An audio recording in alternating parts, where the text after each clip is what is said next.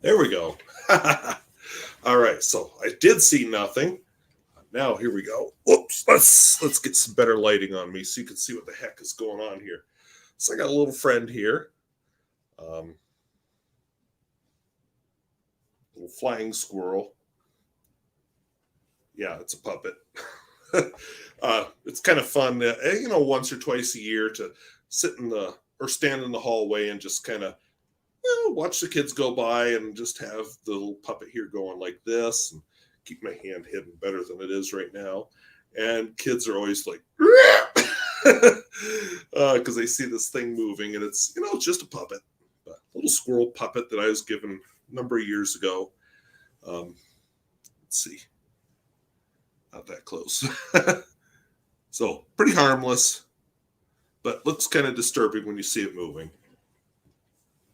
So enough of the puppet. Let's let him sit up here with his spider friend. Yes, I got a spider with a tag in its ear, except spiders don't have ears. But yeah, Lucas. So, last video of 2022. I see I've been joined by ODE from Portugal and Mr. Best Beatles Fan 1. So I'm glad to see you all here. Andrew Hoffman has just shown up from Melbourne, Australia, where it's 35 degrees Celsius. Holy cow. Yeah, not that here. It is below freezing. I didn't look what the temperature was, but below freezing. Ichiro Fukanami is here from San Francisco. And hey, Chris Sains has joined us from Texas. So we got a big crew here of, 16 people.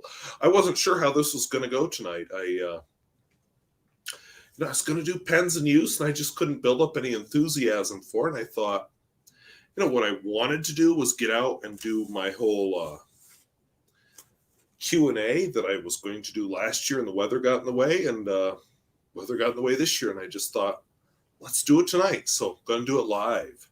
Let's do it live! Do my best Bill O'Reilly impersonation here. Will Hodge, welcome. Barbara Whipple, welcome from Houston. So we got a few Texas people here. Oh, Nelson F. from Brazil. What's that? I'm trying to remember the Doctor Who quote. Peter Davison, that's where the nuts come from, or something like that. Somebody correct me. Where the nuts are from. Anyway, one of the episodes he talks about Brazil nuts. When Peter Davison, the Fifth Doctor, did Doctor Who. Okay, enough on that. Rocco Fazio from Italy, welcome. Actually had an Italian foreign exchange student here a couple of years ago. Yes, a very international audience, very exciting. And we're even going to include Wisconsin, because why not? I haven't been to Wisconsin in a number of years, but when I used to drive home to visit my parents in Pennsylvania, it was always a destination on the way. Trying to think, was it Beloit? Some town kind of right on the border with Illinois that I always like to spend the night. Had some very cool places to eat, and I remember going into a good bookstore there, but it has been so long. I don't know. DAK, haven't seen you in a while. Well, I've been here. I did a live stream. I've been doing a lot of live streams lately. Thanks, Snow. But glad you're here. It's, I'm going to do, so tonight my plan is I want to work through my Q&A that I did last year. So last year I had big plans, and then the weather got in the way, and I was just like, well, I'll stay home. And I thought, well, I'll film it later. And I got out on the road to actually film it, and the sound was awful. And I just gave up on it and didn't think about it again until this fall. So here I am. I'm just going to do it live, and hopefully you enjoy. And if any of you come up with questions while I'm going through this Q&A, just chime in and we'll throw them in there. You won't get into the video description, sorry, but the official Q&A ones will. And hey, I mentioned getting a haircut earlier this week, and I got one, so that's good. She put in the silver highlights that I need. I don't want to look like one of my students, so I have to have those silver highlights. I don't look like I'm in high school still. Ooh, we've got Bloomington, Indiana here, and Marilyn Gardner from Wisconsin is saying that there's good used bookstores there. So good to know. I visited a used bookstore in Dickinson, a new used bookstore, and not a lot of selection there. And, it's hard to start a used bookstore because you need stock to start it. And I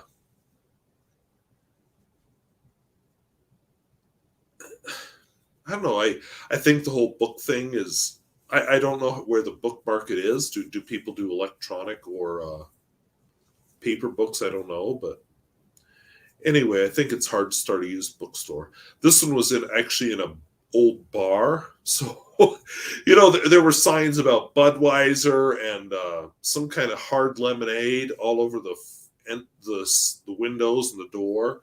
And then inside there are a bunch of bar signs. But I see a lot of potential to make a cool store. Had that pressed tin ceiling in it. Needs better lighting. It has bar lighting, so it's kind of dark.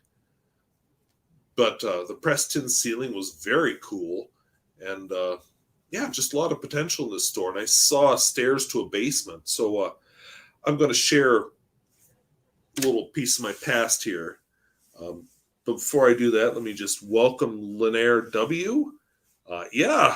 So you're in 2023. My brother is actually near you right now. He's in Australia. And he's been enjoying the new year for quite a while. I don't, it's 6:00 here, so I've got, 5.5 hours more till my new year starts. Miss Marilyn Darling, welcome. Joshua Queen, welcome. Yeah, physics teachers. And DAK from Kansas City. So anyway, when I was a kid, I used to go to Olean, New York. There was a used bookstore there. I can't remember what it was called. It was a really narrow shop. But what was kind of cool is he actually had a basement to it. So, he had the whole upstairs, which was really long and narrow, and then a basement, which was really long and narrow. But they both had lots and lots of books. So I don't know if the store is still open. I kind of doubt it, but I really enjoyed that. So there's potential for this used bookstore in Dickinson. They have a branch in West Fargo, a branch in Grand Forks, and a branch in Bismarck. So I think they kind of know what they're doing. So I'm hoping the Dickinson one is a go. I have some books I want to sell, so I'm going to take them up next time I go to Dickinson, and we'll see. They'll give me store credit for it.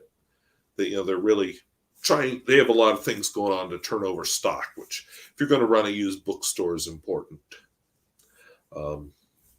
Let's see here. We've got Andrew Brendan in Bloomington. The Caveat Emptor used bookstores closed. Oh, that's sad to hear. It has that pressed tin kind of ceiling you mentioned. Yeah. I think it's hard to make a go of a used bookstore. But what fun stores to walk around in when they can make a go of it. My favorite ever, it was actually in Titusville, Pennsylvania. I don't know if it's still open or not, but it was multiple stories of used books. There was another one in Olean, New York again. It was called Kneisers.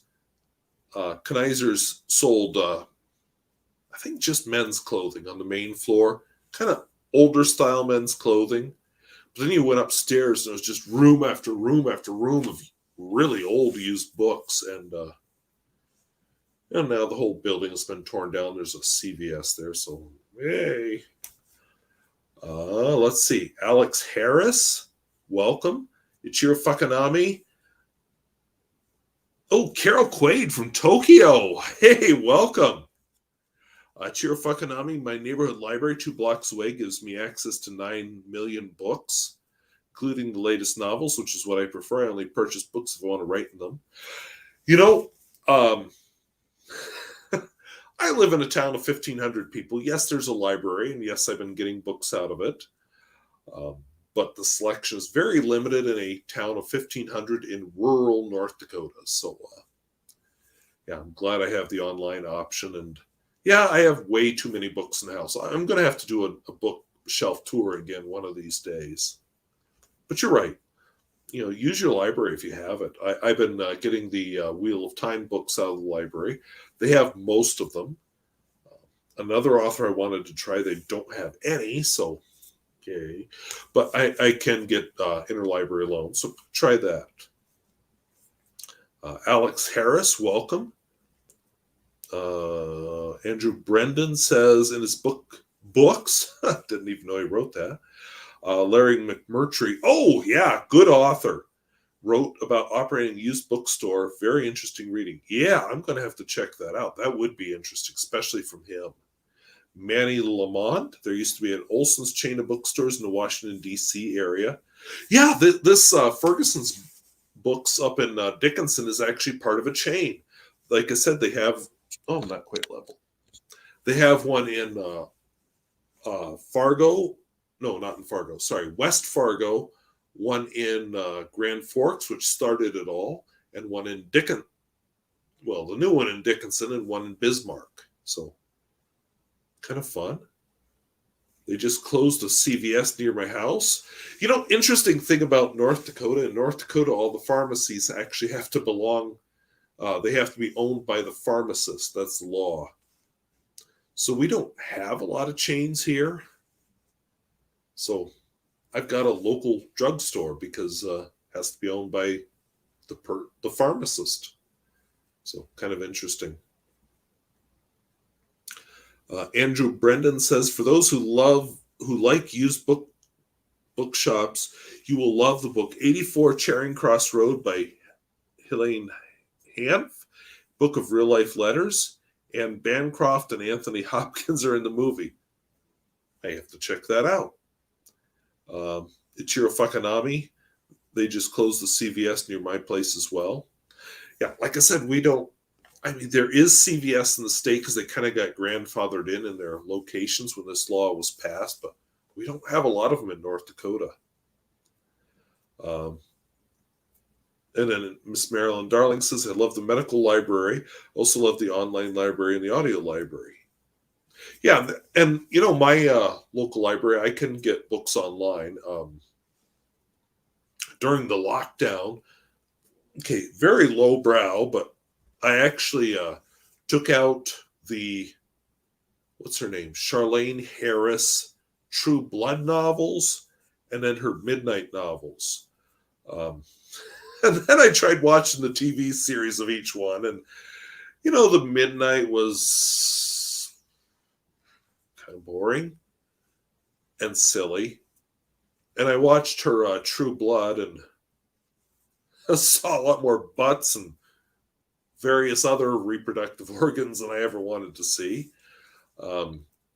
Yeah, apparently vampires have a very active sex life. But anyway, so Marilyn Gardner is correcting my pronunciation on Fukanami, and I will just say that I am mispronouncing it on purpose because I think it's more fun to try to make it sound Japanese than what it actually is. You'll have to ask Ichiro Fukanami about the origin of their name, but it makes more sense if you pronounce it my way. Although I'm probably mispronouncing it because I've only read it, I've never said it. No, I've said it. Sorry. I've read it, but I've never heard it.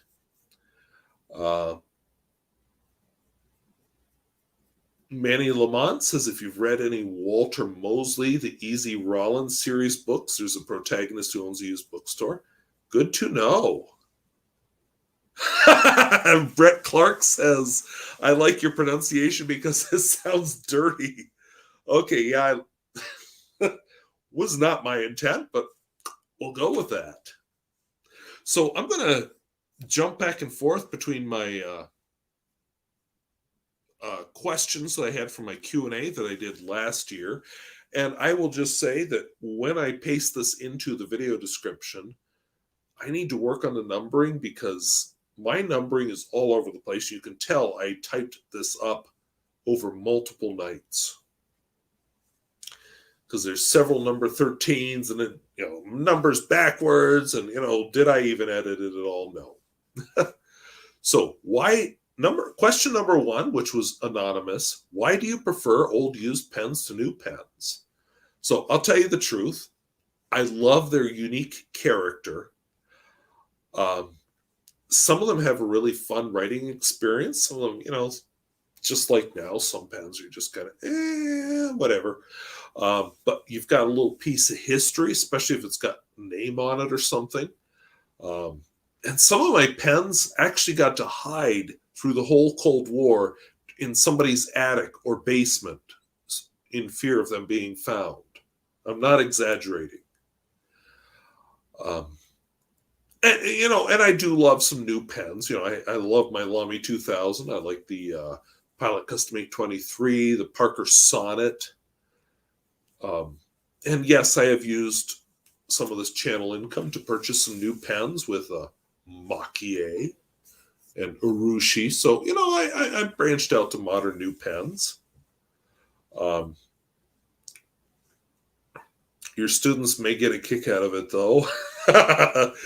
Yeah, I have to be careful of my humor with my students. Those poor, innocent little teenagers. Jacob Sampson, how are you liking the Wheel of Time series? I am enjoying it. I'm actually reading book number 5, which I can't read the title from here, but I am reading book number 5, which I did get out of my local library. So enjoying it very much. 14 books plus a prequel. It's going to be a lot of reading to do. But tonight, before I started filming this, I was writing up my outline of book number 1, my book review of that. I'm going to not do all 14 reviews all at once. I'm going to space them out with other books, and I still want to fit in my driving videos, but I am enjoying it. It's a very detailed universe. Now, there's things that get me annoyed. There's definitely both sides of my gender superior, but we've got that in our current world too, so whatever. But yeah, I am enjoying it. Chiro fucking on me. I am dirty and rude. Okay. Sometimes the old ones were okay. Manny Lamont says sometimes the old ones were made better. Yeah. I think there are some really good modern fountain pens. There's some really good vintage ones too. And some of them are very different. In fact, Ichiro Fukunami adds that vintage pen collecting is more of an adventure than new, which is why I avoid them. Okay. Yeah, it can be an adventure. I haven't talked much about it, but I have a stash of vintage pens that need to be repaired. And some of them that I know will probably never get repaired because they're out of my skill set. Which makes me sad. Kauai Photography says, Aloha, Jason. Oh, I'm sorry, I can't really read. Hawaii Makahiki How. So hopefully you're not saying die in a horrible pit, you clown. I'm guessing not. Adventure Denali says that's a dense series. Apparently there's a TV series out now or coming out for Wheel of Time. Yes, there is a TV series. That's what finally convinced me to read the books. I had run across it on Amazon. I just thought, well, I'll try it out. And years ago, I actually bought The Eye of the World paperback copy at the library in Dickinson and put it on my shelf. And the reason I bought it is I remember seeing it when I was in high school on the bookshelves in the bookstores and thinking, wow, that looks very 70s. But I put it on and anyway, I finally bought it and did not read it until this fall when the series came out. And the series was okay. It was okay. But anyway, it just made me think that I need to read this. And, there were a few booktubers who were suggesting to me, yeah, read the books because you'll like that a lot better than the TV series. So there's a lot to it. Like I said, I'm on book 5 out of 14, so I have a long ways to go. Let's see, Joshua Queen. The middle drags hard. Yeah, I've heard that some of those books in the middle are just kind of So I guess we'll find out. Andrew Brennan says, I have a Conklin Crescent fountain pen that has a ring on the end from when a lady's pen was worn around the neck. It hasn't worked in decades, but I'm glad it was never thrown out by older relatives. Yeah, I have not a lot, but a couple of those pens with that little ring. Because they would wear them, like they'd have a chain and the pen just kind of hung here.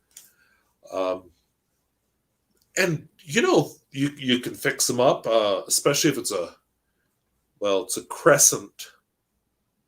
I don't know a lot about crescents. I'll be honest. I think they're sack fillers though, so you'll probably be able to fix it.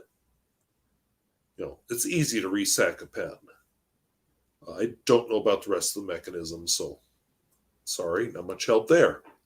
Jacob Sampson, I think that book was the last book of the series I read in high school. I need to start the series again. Yeah, Wheel of Time was pretty good.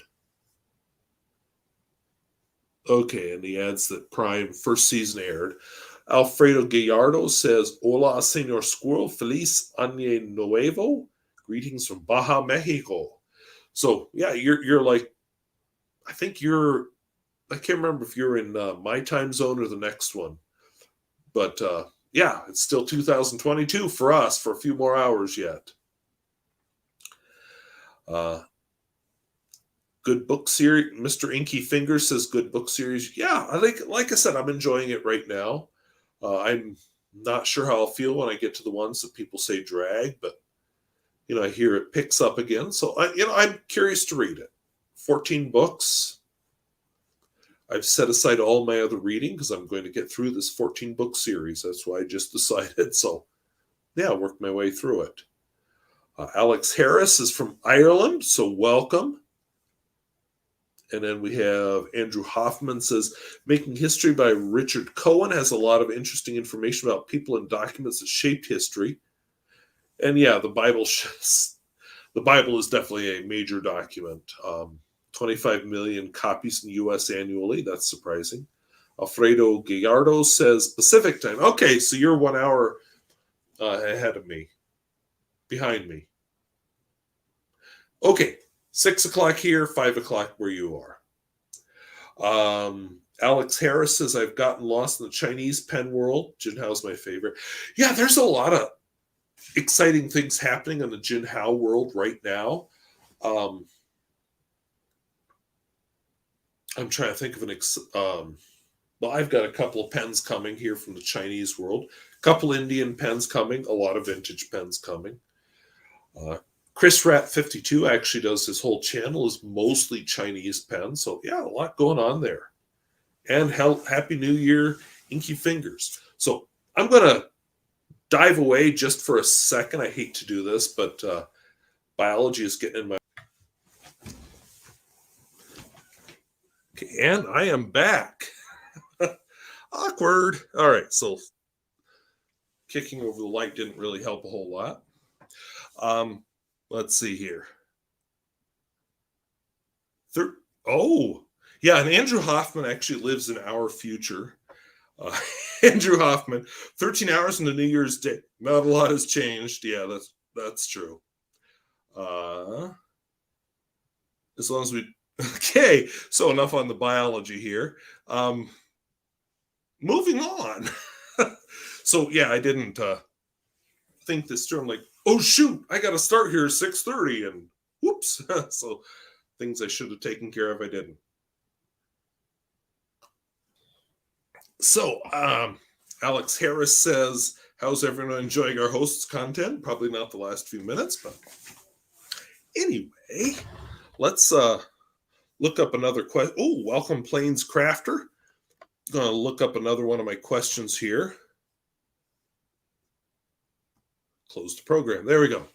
So I have from Sathish Rao, one of my Indian viewers. Do you keep a monthly pen budget? So I don't actually keep specifically a pen budget other than, any money that comes from the channel has to be spent on the channel, whether it's for a pen or equipment. So the camera I'm talking to you on right now came from the pen money. But I have a budget for fun purchases, books, pens, games. Okay, I'm not a gamer, so when I say games, it's actually literal board games. I'm boring. Movies, whatever. That all comes out of a specific budget, but I don't have a specific pen budget. Let's see what else we got here. Barbara Whipple, I picked up a Benu New Year pen, calling it my first pen of 2023. What will be yours? Okay, so I'll be honest. I've been looking at Proto Pens. They have a handful of pens right now that one of them got sold, so I lost my chance on that one. But the one I was thinking a lot about is the Kaweco 70 V71, which is part of that series of vintage Kaweco pens I like so much. And I thought, oh God, I want that pen. And I missed my chance because I thought about it too long. But there's an Aurora there right now and a couple others that are pretty low cost, actually, that I'm thinking about.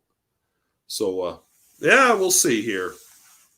Oh, Alfredo Giardo is purchasing a Platinum President. I hope you enjoy that. That is a good pen.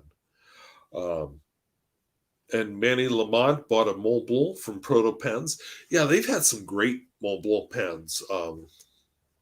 My most recent, try that again in English. My most recent purchase from them was a Montblanc 146. And I absolutely love the thing. I am excited to film my video on it. I did the writing sample right away when I got it. And I really enjoyed that pen. I inked it up again without cleaning it out with the same Parker Quink washable blue because it was so much fun to write with. Right now, I forced myself to take it out and put it in the kitchen and clean it. But yeah, it's going to be inked up again with something fun real soon. And Andrew Brendan says, I'd enjoy getting more pens, but I'm also drawn to minimalism. Talk about a conflict of interest. So, I'm not a minimalist. I'm more of a smallist. I live in a house of, really small house. But it does appeal to me, that whole idea of just having a few of everything that you just really love. Some people will ask, what are your top 5 pens? And, I could be talked into getting rid of most of my modern pens, but the vintage ones are just, they're like my kids, because a lot of them I fixed and made them work. And, how do I get, who's your favorite son? Oh, I don't know. So it's kind of awkward. Nick's G talks about, my recommendation of Children's Blizzard by Melanie Benjamin. Yeah, I want to read that one. I'm going to wait till summer because I want to finish The Wheel of Time. But, yeah, I'm very interested to read that one. Andrew Brendan, I have a Montblanc pen that I found in a gutter. I put up signs and an ad in the paper, but no one ever claimed it. Be fun to know the story how that ended up in a gutter. Marilyn Gardner, how did you learn to restore vintage pens? Trial and error. Richard Binder's website was a big help. I have, I'm trying to think if I have a book over there. I don't think I do. Richard Binder, Grand Mia Pens was another resource. And screwing up a few times. I have a few pens that I've destroyed just because I was a dumbass, didn't know what I was doing. Ichiro Fakanami, I took delivery on a Franklin Christoph Model P66 a couple of hours ago. When it was already 2023 in parts east. Maybe one more Franklin Christoph and a Sailor PGS Mini would be welcome in 2023. Okay, so I don't know Franklin Christoph real well. Or at all. Okay, I don't know them at all. I know they're supposed to make good pens. I just don't know them very well. And I do know the Sailor Mini. I don't know if it's the same one I have. I have a vintage Sailor Mini. I did a video on, was it 2 years ago? Something like that. Alfredo Gallardo says I have a mobile perfume. Not enough budget for pen. Yeah. Um, they get really expensive really quick. Unless you do, as somebody here suggested, go with the Chinese ones or the Indian ones, or be really selective with your vintage. Do the Mont Blanc review soon. Yeah, I will definitely look at that.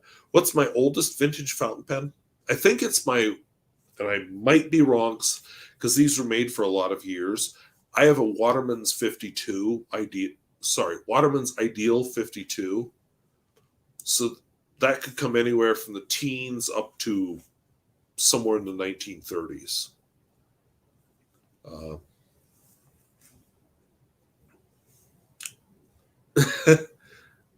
Okay, where am I going here? Their inks cost almost as much as their perfume. Pilot Justice, yeah, that is a good modern pen. I enjoy the variable nib. That's just it seems like such a gimmick, but what a fun feature. Andrew Brendan says all this pen talk reminds me of the Picasso drawing that shows Don Quixote holding not a sword or lance, but a pen. Yeah, Don Quixote. When I was in high school, I took 3 years of Spanish. And in Spanish 3, we actually read some Don Quixote. Then we actually went to Olean, New York. I can't remember if it was the high school or the college, because there's a St. Bonaventure College in Olean. But one or the other, they actually put on a play in Spanish of Don Quixote, which was kind of interesting. I wish I'd kept up with my Spanish since then. I let that go, and I regret that now because I have quite a number of students whose first language is Spanish right now, and it'd be nice to be able to converse with them easily instead of, oh yeah, pequeño is small, yeah, having to reason all that out. So I tried reading Don Quixote translated into English, but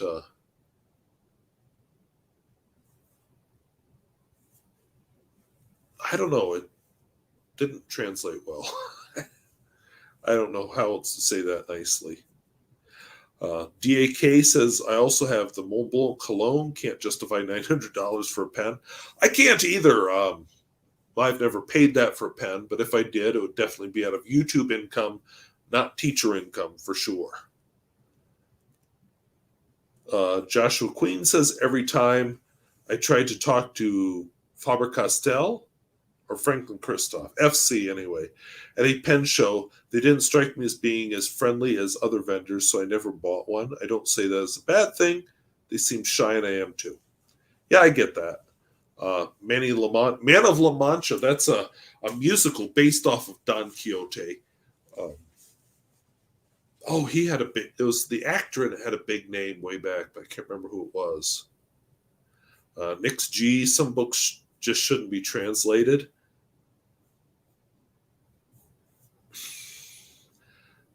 I don't know, because otherwise, how are you going to read them?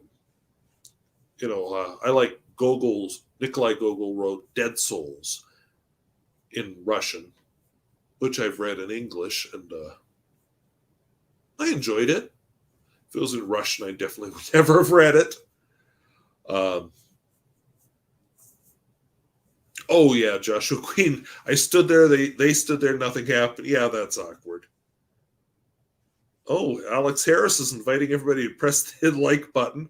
I don't even know if I've gotten any likes on this yet. I can't tell. Let's see.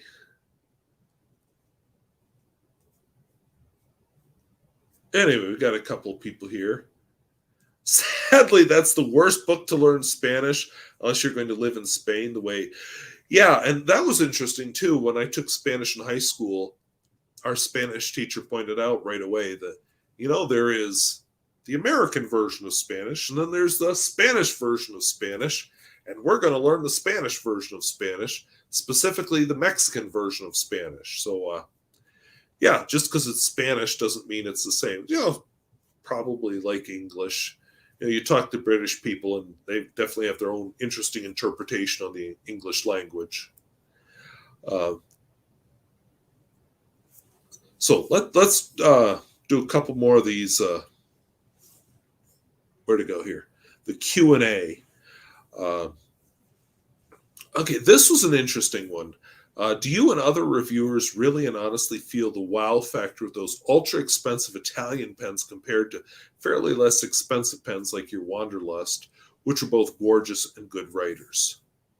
So, yeah, with the actual writing experience, you definitely reach a point of diminishing returns where you're just like, well, okay, it writes really well, and you don't get anything more as you pay more money. What you get is, I guess I'd call it a work of art. Some pens are truly works of art. Like I think of my Platinum Izumo, which is inspired by a temple somewhere in Japan and just absolutely gorgeous. Or my Urushi Platinum, no, I'm sorry, not Platinum, Nikaya Decapod Twist, gorgeous. And, the history behind Urushi is just amazing. You definitely get some art, or, my, to go not Japanese, my Parker dual fold international citrine, just a gorgeous, gorgeous finish. So, yeah, I think what you start to get once you pass a certain price point is just art or name. I can't build up much enthusiasm about a Mont Blanc 149, but I've handled a few pens of the same size, and I'm just like, yeah, don't like it because it's too thick. And so would I buy it, even though it's expensive? Oh, heck no. Are there a couple artistic pens that I'd be excited to have? Yeah, there's a gorgeous one with squirrels on it from, I think, Platinum. There are a couple very fun ones, like they have dragons in them, and some very good art. But as far as writing experience, I have a Nikaya Decapod Twist with a soft fine nib. I have a Platinum 3776 with a soft fine nib. The writing experience is the same. It's a pen that's different. So, yeah, I don't think you get you reach a point where it's just like, it's for the art, not for the pen or for the writing. Favorite eBay or anywhere online find, best deal. So my favorite find is my Central Pen 100820. Absolutely gorgeous pen with a nib that's just like a paintbrush. That is actually the pen that sucked me into the Iron Curtain rabbit hole. Best deal, I don't know if I could cite a specific pen. I've discovered some amazing pens for only a few dollars, just simply because I'm willing to look at pens from behind the Iron Curtain or willing to do a little repair work. So let's see what other comments have come up here, because I can't have it on one screen, of course. Oh,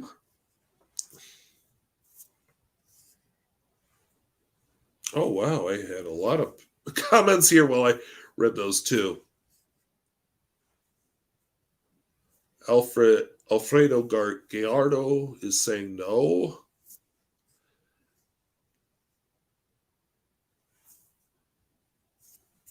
Ichiro Fukanami says the translation is not the problem with Don Quixote.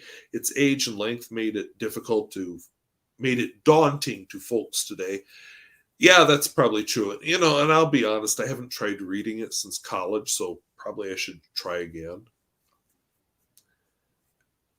Mr. Beatles fan, there's a Jewish version of Spanish called Iadino. Did not know that. Andrew Brendan, I saw one diamond encrusted pen that sold for $1.5 million. Mick L on his channel talked about how that could be considered an investment in a work of art, not simply a pen. Still, it's not for me. Yeah, I'm a teacher in a rural state. I'll never have $1.5 million to just toss away on a pen. Actually, I have seen pictures of that pen, and it's not even attractive. It's just, ew. Mr. Beatles fan, saw one on eBay for $300,000. No, still not interested. My house isn't even worth that much money. My house and my car aren't worth that much money. Um, those Monte Grappa pens are a little ridiculous. Yeah, Monte Grappa has some attractive pens. I own one. It's in my list of pens I want to sell. But I have a Monte Grappa that is attractive with a steel nib. But a lot of the Monte Grappa pens are just over the top and leave me cold. I looked at they had some Game of Thrones pens, and I just thought, no, not attractive. It's too gaudy. Ichiro Fukanami, pens over $1,000 are just fetish objects, in my opinion. I wouldn't go that far. Some of them are gorgeous. Like I said, I've seen a dragon one that I just love. And there was one with tigers that was beautiful. But they're art. It's not so much for the pen at that point. Alfredo Gallardo still on the Don Quixote thing. Many of the words and phrases are outdated. Yeah, that's probably true. The version we read in my Spanish class was definitely simplified and modernized. I lost my line here. Okay. Andrew Brennan, can you imagine writing out a grocery list using a pen that costs 4 or 5 digits? Well, I've never done it, but I can see myself doing that. I've written it out with my Platinum Izumo or my Nakaya Decapod Twist a couple of times. Nix G, I would like if you could try a Waverly nib. So would I. I just haven't done it. I like the Pilot Custom 743. You can get a Waverly nib and a couple other nibs with it, but just haven't. The Yog Saron. Do you think hard rubber feeds are superior to plastic feeds? I feel like that's a question I'm not qualified to answer. The advantages that I've seen to the hard rubber feeds are, one, you can customize them. You can carve on them a little. You can heat set them. Plastic feeds you cannot. On the other hand, the plastic feeds tend to be pretty consistent because they're alike. Yeah, I don't know. Andrew Hoffman, I'd spend the extra on a Pilot 912 with a FA nib and a Pelican M1000 because that big springy nib. Yeah. Okay, so I don't own a 912, but I do own a 743 with an FA nib, and it is fun. Pelican M1000, also fun. Yeah, those are great nibs. Andrew Brendan agrees with me that the $1.5 million pen isn't much to look at. I'd say my Schaefer ballpoint with a 1930s look, and that cost about $5 is more attractive. I haven't seen that pen, but I agree that $1.5 million Mont Blanc pen with all the diamonds is just ugly. It's too much. Ladino Men's Rouge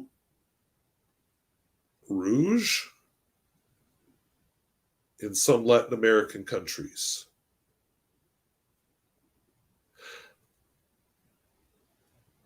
I think autocorrect may have messed you up there because I have no idea what you're saying. I'm sorry.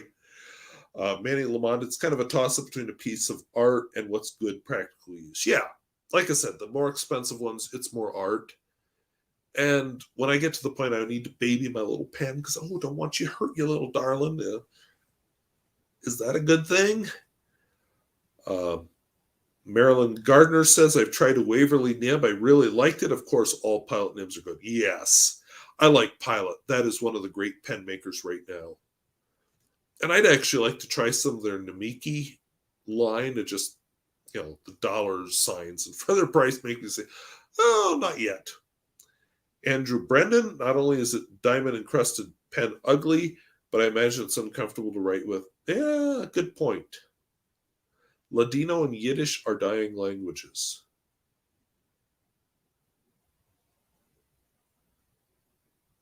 Oh, yeah, okay. Sorry. I think there may have been some autocorrect errors earlier where I just misunderstood what I was reading because it wasn't a word I knew. Yeah, when people aren't speaking them, you don't have a whole culture behind them that's encouraging their use. That's one thing here in North Dakota. There's a school, Solon, North Dakota, is on the reservation. They were looking for somebody who could teach the Lakota language. We have Native American languages that are dying out here, and lately they finally decided, oh yeah, we need to preserve our culture and our language, and language is a big piece of culture. How do you find somebody that can teach the language? Somebody that looks like me does not speak Lakota, and I think it's the same thing for Yiddish or Ladino or other languages. Did you find it intimidating on a public display on YouTube when you started? Yes. Hearing my voice, looking at myself, awkward. I hate the voice. Okay, I'm used to it now, but I hated the sound of my voice when I first started doing this because I just like, what is that nasal freak doing? And I got used to it, but it did take a while. How does Waverly nib work in terms of line it produces? I've never used one, so I think I'm the wrong person to comment on that. But I'm going to jump in here. I'm going to do a couple more of these Q&A questions. So I'll come back to the comments here. So I've got 3 that came in a row from a user or somebody named Nelson. So the first one, in addition to fountain pens, what other writing instruments do you use? Examples, models, brands? I like number 2 wooden pencils, honestly. I haven't settled on a favorite brand. I think the Parker Dual Fold ballpoint is gorgeous, but I don't own one. I've seen you comment on, also from Nelson, I've seen you comment on e-readers and other e-ink devices. Can you talk more about the models you have and how you integrate them into your reading working routine? So I have a books, is it Note or Nova? I can't remember. It's a small one. Anyway, it's wonderful because it has Nook and Kindle apps on it. I put them on. It also has tablet functions. I can handwrite on it, although I don't like handwriting on it, but I can. And then I have a Remarkable 2 tablet, which I love. I love writing on it. I can download web pages to it and write on them, write notes, highlight. It also has an amazing planner that I can buy from My Deep Guide. I'm actually going to do a review of that this spring. I don't know if I'm going to do the books Nova or Note or whatever it is because they've already got a newer model, so why bother? But the Remarkable 2 I might do this spring. So yeah, those are my 2 e-ink devices that I own. I used to have a Kindle, but I don't have it anymore. The third question from Nelson. We often talk about fountain pen storage and carrying cases, but what about the rest of the stationery? What do you use to carry the rest of your stuff? Okay, so I have a really cheap, that's falling apart wooden lap desk that I like very much. It's very comfortable. In fact, I was writing notes on my book review of Robert Jordan's Eye of the World, and I was using this lap desk. I use it constantly, and inside it I can store all kinds of stationery, stamps, or whatever. I love it, but it is falling apart, so I'm going to have to replace it sooner rather than later, probably because it was cheap. I did really like the Baron Fig Slim backpack. Right up until the moment I was walking to school one day and the backpack just fell open on the zipper. Like the zipper failed catastrophically, suddenly. And I was suddenly chasing papers and books everywhere around the sidewalk and street. Luckily, it was not a windy day when this happened. It was the right size. A lot of my hiking videos I did right after the lockdown were filmed with that. Um, I keep wanting to get another one, but a little gun shy on it. I keep questioning, did I get a lemon or was it just a bad one? So right now I use a messenger bag I purchased. Oh, it's been years ago, over a decade ago. Um, the brand is Mobile Edge. I don't even remember where I bought it. I know where I was teaching when I bought it, and it wasn't here. So I guess that makes it over 17 years ago I bought it. It's definitely wearing out. I'm going to have to replace it, but that's what I use right now. I don't care for the messenger bag. It works, for the short walk to school, whatever, but that Baron Fig backpack was perfect until it fell apart, so that's what I want to use. Okay, I'm going to throw question 5 in, and my numbering starts to get haywire after question 5. How many senators do you have, and what can you say about the brand and your opinions on it? I have 2 senators, John Hoeven and Kelly Armstrong. I didn't vote for either of them. I don't necessarily object to their party, I just object to them. Kelly Armstrong is pretty extreme, and Hoeven has definitely moved to the extreme end, but oh, sorry. This could have been way better acted, but I failed at that. You meant the pens, of course. So I have 11 senators. Yes, I counted them when I wrote up this answer. I made up the joke when I wrote the answer, too. I think they are quality pens. Senator President is definitely a bargain Montblanc 149. It writes beautifully. I've never used a Montblanc 149, but I find it a lot more comfortable. It's just the right thickness compared to the Jinhao 159, which is supposed to be the same size as 149. They're just uniformly great vintage pens. Sadly, the modern Senator brand is nothing like the vintage. Now they make mostly ballpoints, and their big selling point is you can get them whatever branding or whatever printed on them that you want, which is disappointing. All right, let's see what the comments are. A lot of comment. Okay, so if I ever had a Native American student, yeah, I've had a lot of them. It's North Dakota. I've actually taught on one of the reservations in the state, so pretty much every student there was Native American. So yeah, I've had a lot of Native American students. I have several right now. The Yog Saran says hard rubber feeds give a lot more ink flow compared to plastic because they texture they're naturally hydrophilic, and when they cut, ebonite channels hold more ink because they are much rougher. I can see that. Some of these, you open up some of these vintage feeds, you're like, holy cow, that's like a river for the ink to travel down. How do I like it now? I don't know.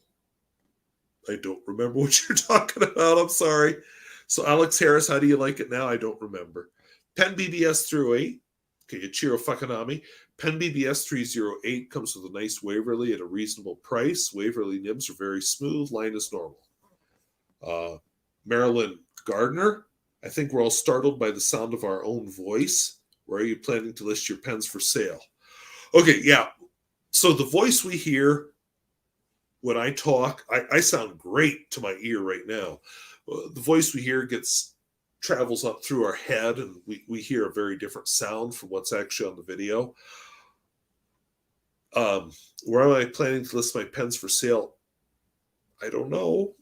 Help? I have no idea how I'm going to do it. So, love ideas on that. Less work I have to do, the happier I'll be. Ichiro Fakanami, best thing about e-reading is the built-in dictionaries. Yes. What was the word I just looked up today? There was a word, I don't remember what it was, but I just I've never seen this word before in my life, and I had to look it up. Hate it when that happens. Ugly backpack failure. Yeah, that was an ugly backpack failure. Always look for YKK zippers. Yes. In fact, I own... Okay, so there used to be it's gone now. There used to be a clothing store here in the town where I live that they sold Western clothing. And I don't mean Western clothing for tourists. I mean Western clothing for actual honest to God cowboys that were professional cowboys or really lived on a ranch and really worked with cattle. And so she sold a lot of, the brand name just slipped my brain. Doggone. My winter coat is from this brand too. Hate it when that happens. Anyway, whatever this brand is, I'm going to type here. Let's see if I can figure it out.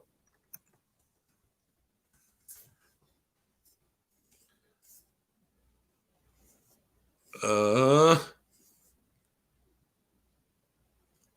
want to say it starts with a C. You know what? I'm just going to get up and look because it's not like this house is very big. I can just walk over and look in my bedroom where it's hanging. I'll be right back.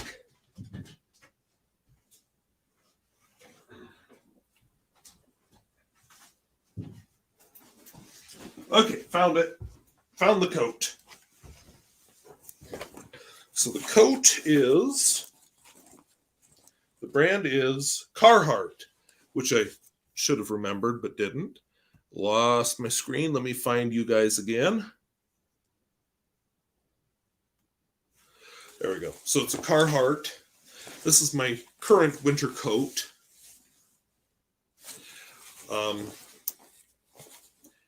I forgot totally what the company, what the question. Oh, about the zippers. So the zipper on it is a YKK, I think. No, it isn't. No, it's a Carhartt zipper. But anyway, when I bought my original coat, which isn't this one, the original coat actually got totally worn out. It was no good anymore. But what I remember is when I bought it, she told me that Carhartt guarantees the zippers. And the zipper in that first coat failed, and she actually installed a new one for me. So pretty awesome. But yeah, YKK is a big name in zippers.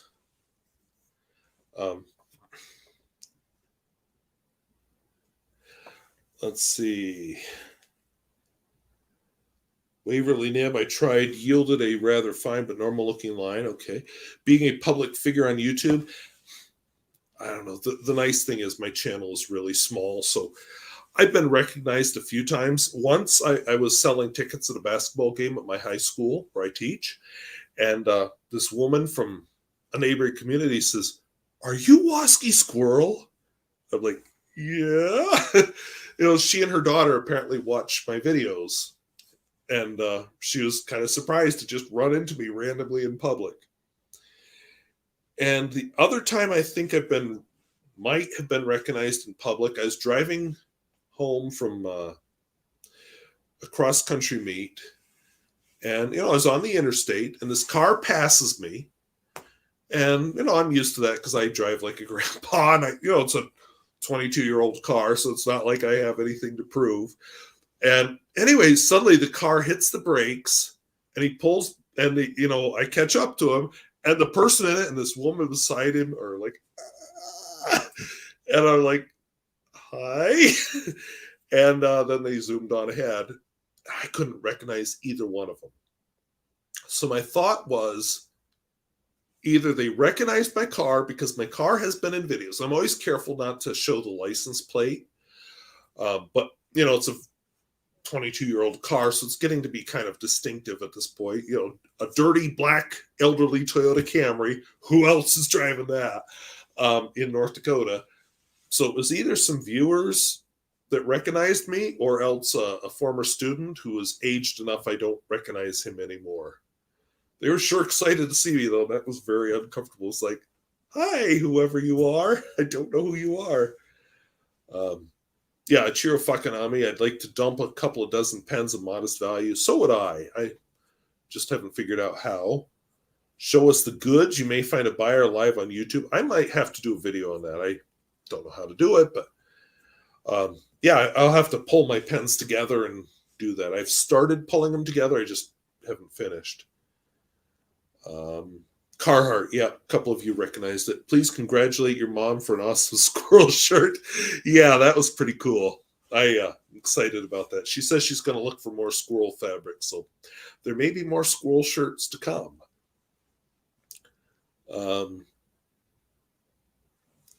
Marilyn Gardner, Carhartt zippers are not good in my experience.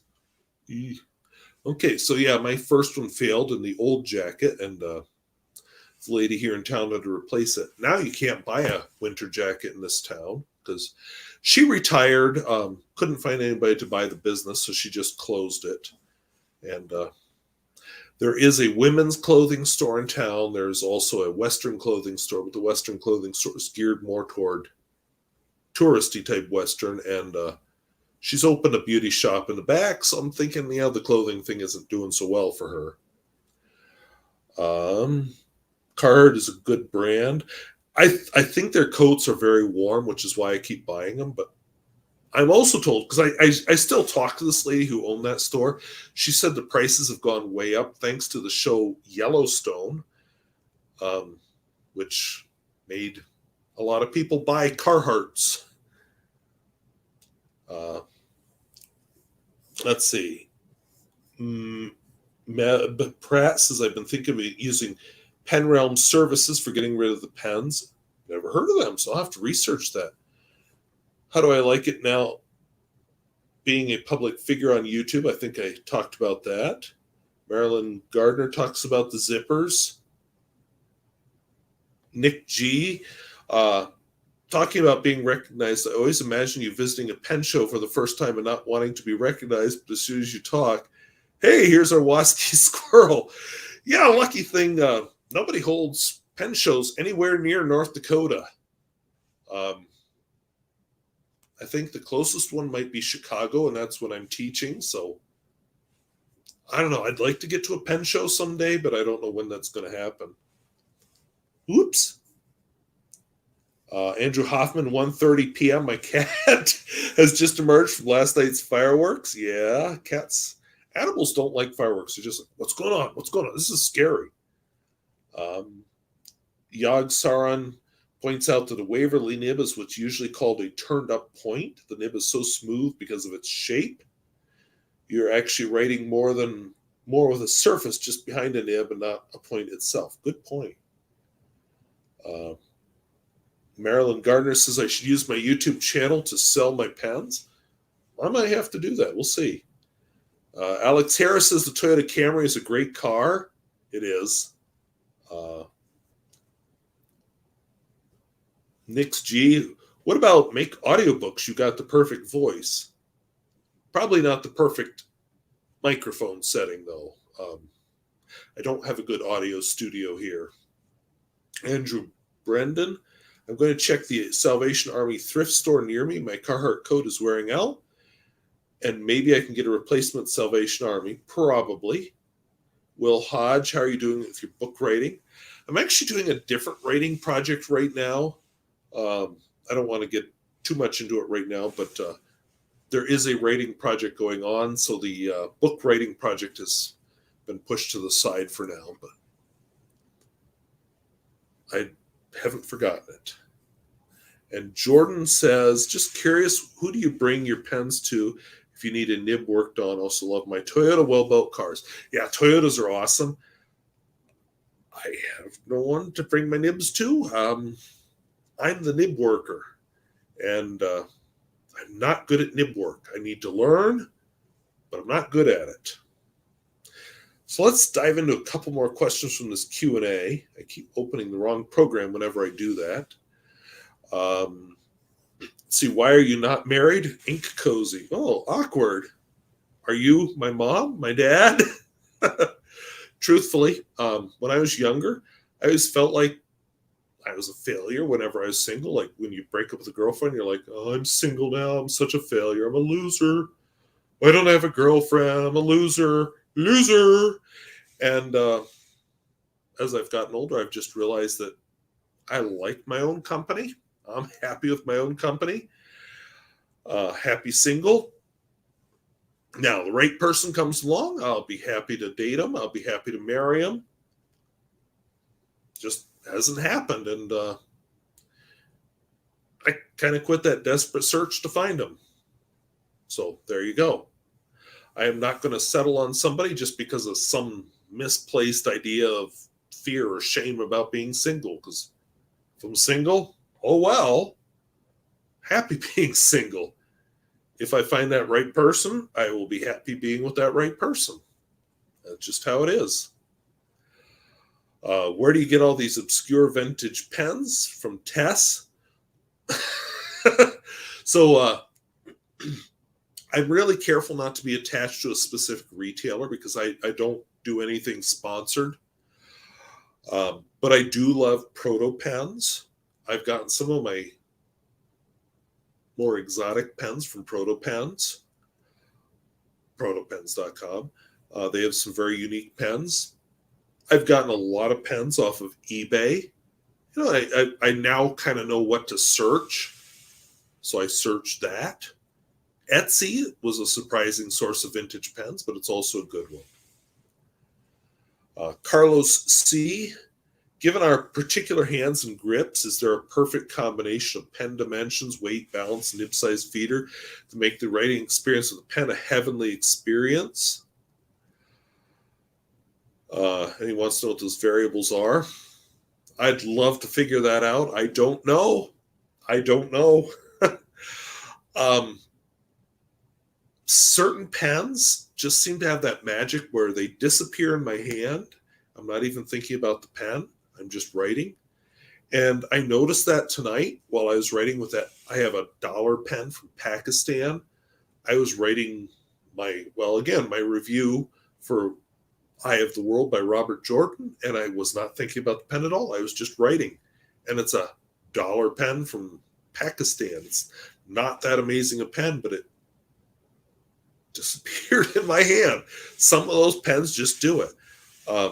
The only common denominator I've ever found is most of them, not all of them, but most of them are very plain. And they're either fine or medium nibs. Let's see what other questions have popped up here.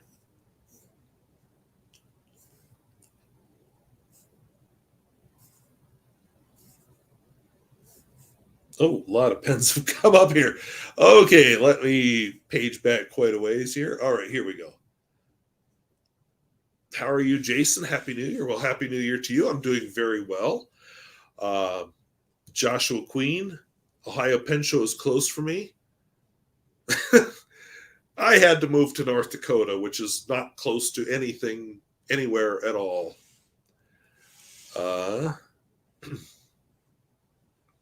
Moving on.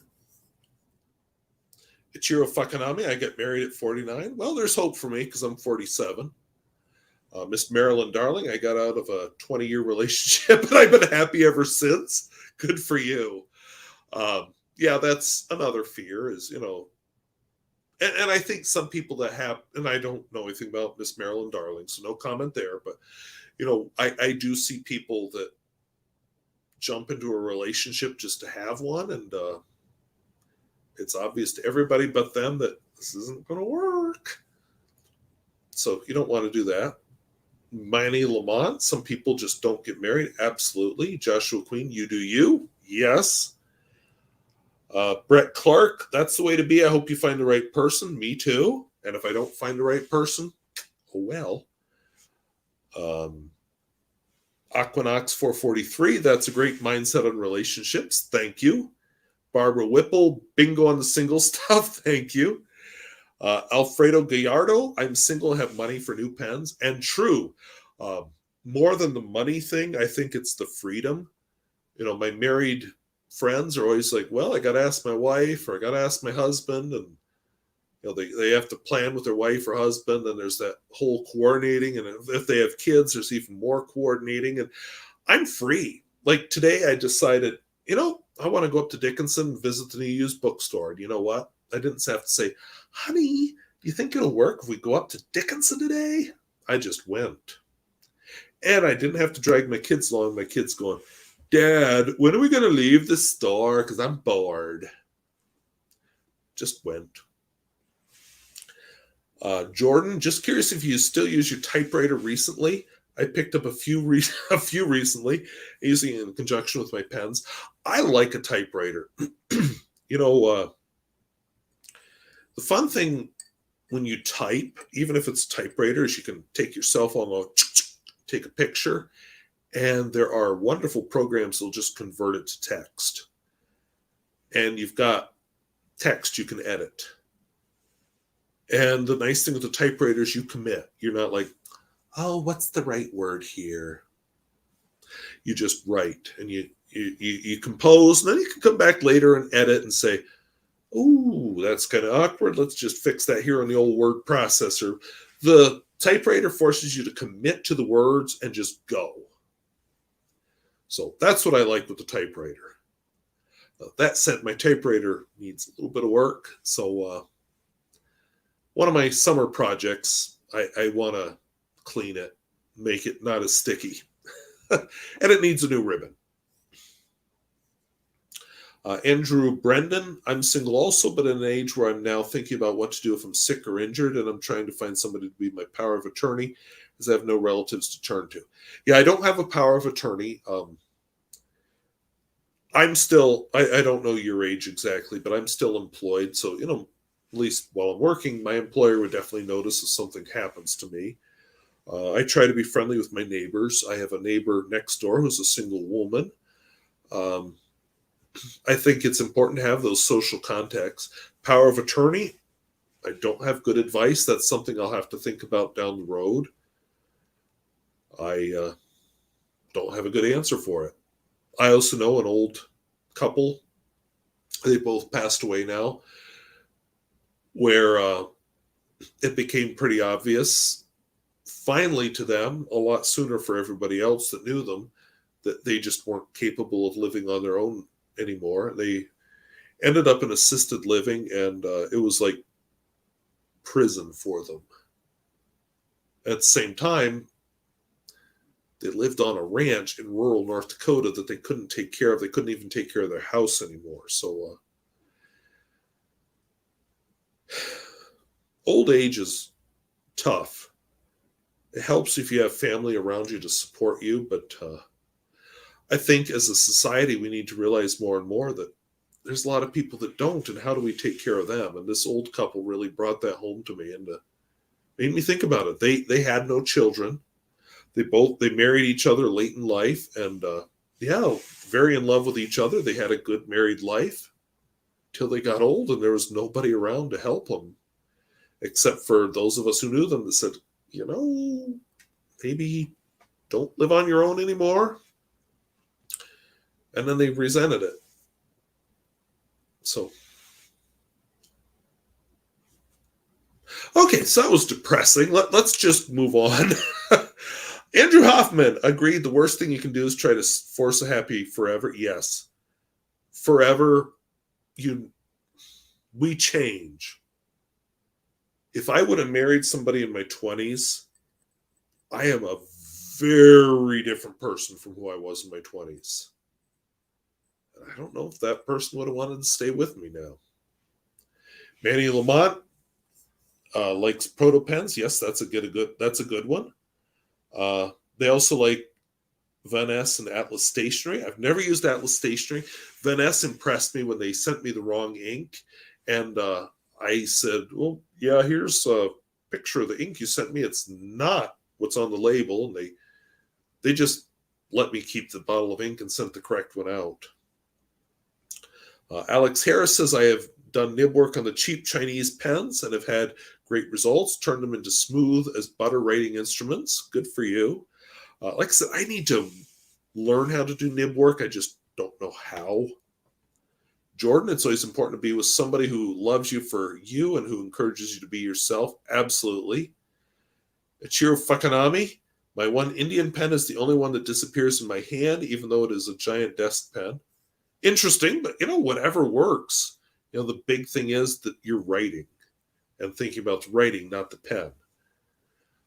Brett Clark, I wonder if pen geeks have a high proportion of being single. Certainly it's harder to buy pens if you got to get the okay of someone else. True, but I think it's also important that you have your own hobbies. My parents definitely have their own interests, and they pursue their own interests, and yet they're a happily married couple. you just have to agree that, this much is mine to spend on whatever I want. And I'm not married, so, take my advice with a grain of salt. I already read that one. Alex Harris, I've tried marriage. It is overrated. Frankly, dangerous for men these days. Avoid at all costs. All right. Andrew Brendan, I saw a video by a man who actually used the material from a skateboard to make a pen. Oh, interesting. I have to look for that. Will Hodge, we had typing as an elective in high school. It was required when I was in high school. We typed on an Apple IIe. Will Hodge, 1975. That is the year I was born, so you're a little bit older than I am. Brett Clark, I love being independent, wandering on a day off without plan or agenda, but there's benefits to love. Yeah. I have a Royal typewriter and a Smith Corona, and I love them. Andrew Brendan, I love typing my freshman year, and I took typing my freshman year in 75, 76. Great choice. Yes, knowing how to touch type is a useful skill because, the kids think they can type. Look, I'm so fast with my 2 fingers, or I can get on my cell phone and just go boop, boop, boop, boop, boop with my little thumbs. But the ability to touch type, to look at text and type it without looking at the keyboard, very useful skill. Manny Lamont, it's going to be more of a crisis in the future for sure. Let's see. Glenn Kelly, all the old singles in town used to go to the bar for lunch every day. It's good to be seen. Yeah. One of my fears is to be that old person who dies in his house and nobody notices for months. I don't want to be that person.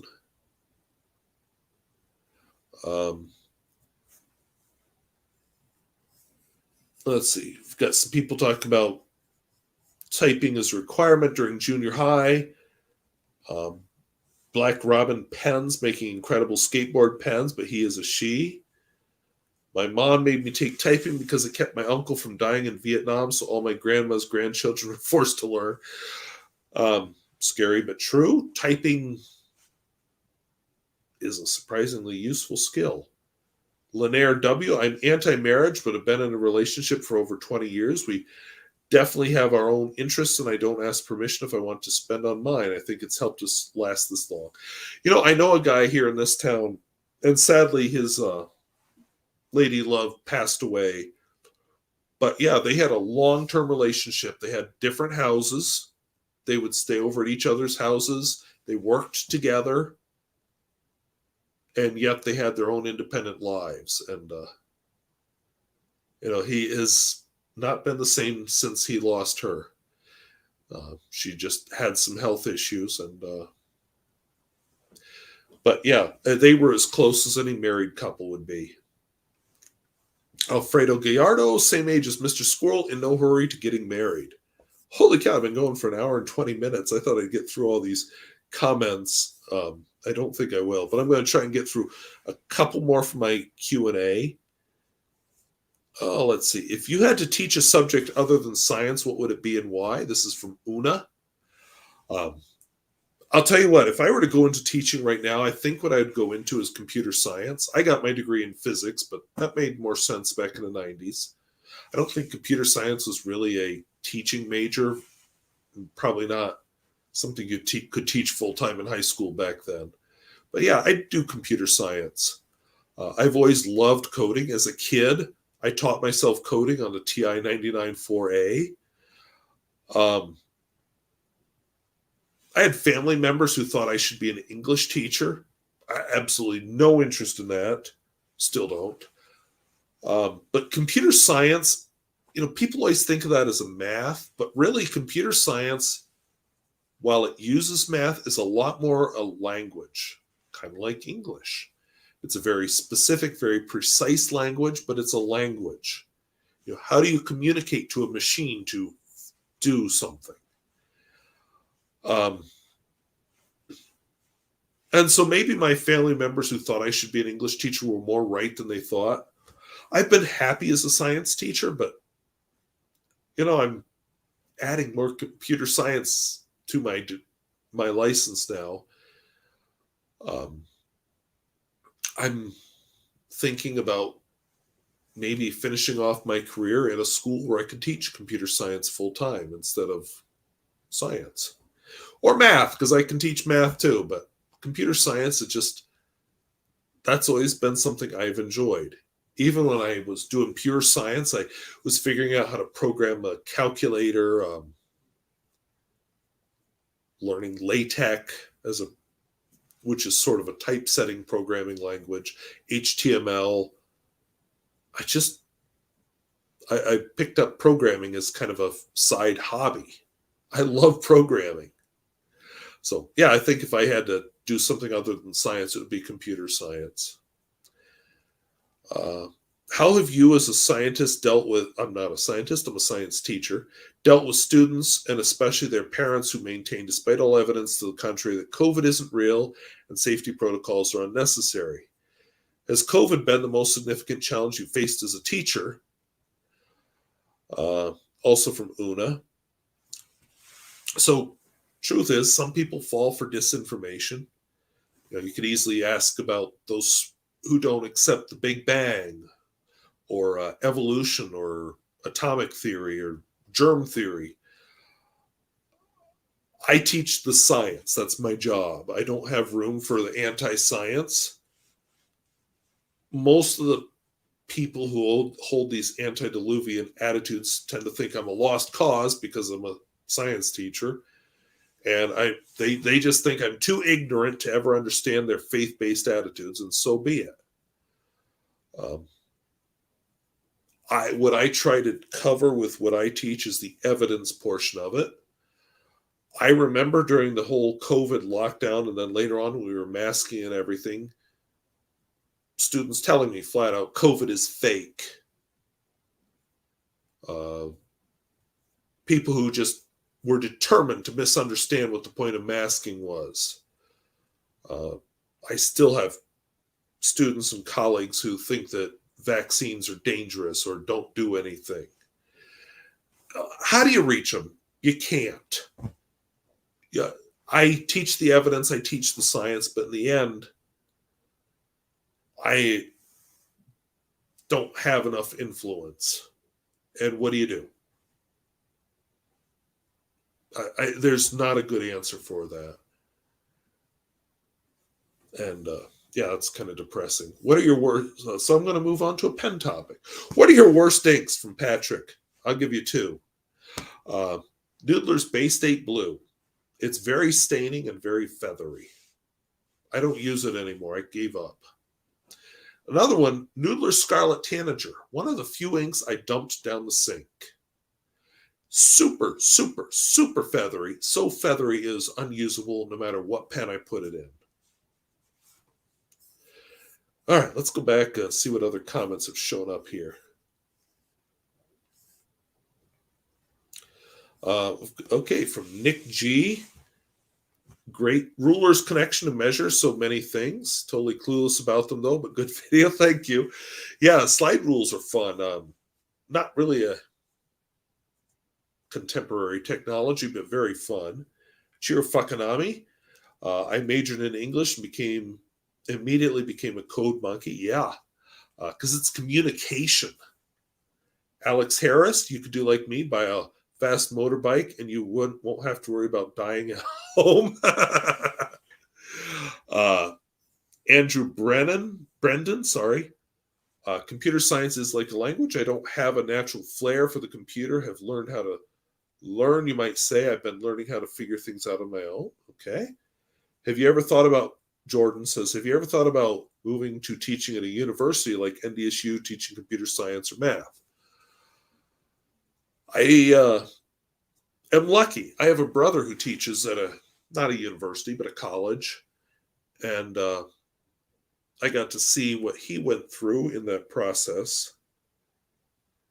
There's a lot involved at that level of teaching that has nothing to do with teaching. And I don't want anything to do with it.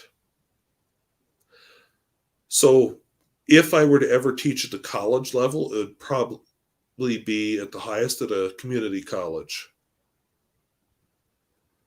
What I have seen of colleges, some universities especially, it's the research you do and the prestige you bring and the grant money you bring in. How you teach in the classroom, who cares? You got grad students to do that. That's not me. I want to teach. And right now, I'm most able to teach at the high school level. Maybe if I teach at the university, like I said, it would have to be like a community college or a 2-year college or a small 4-year college like a Dickinson. NDSU, oh, not so much.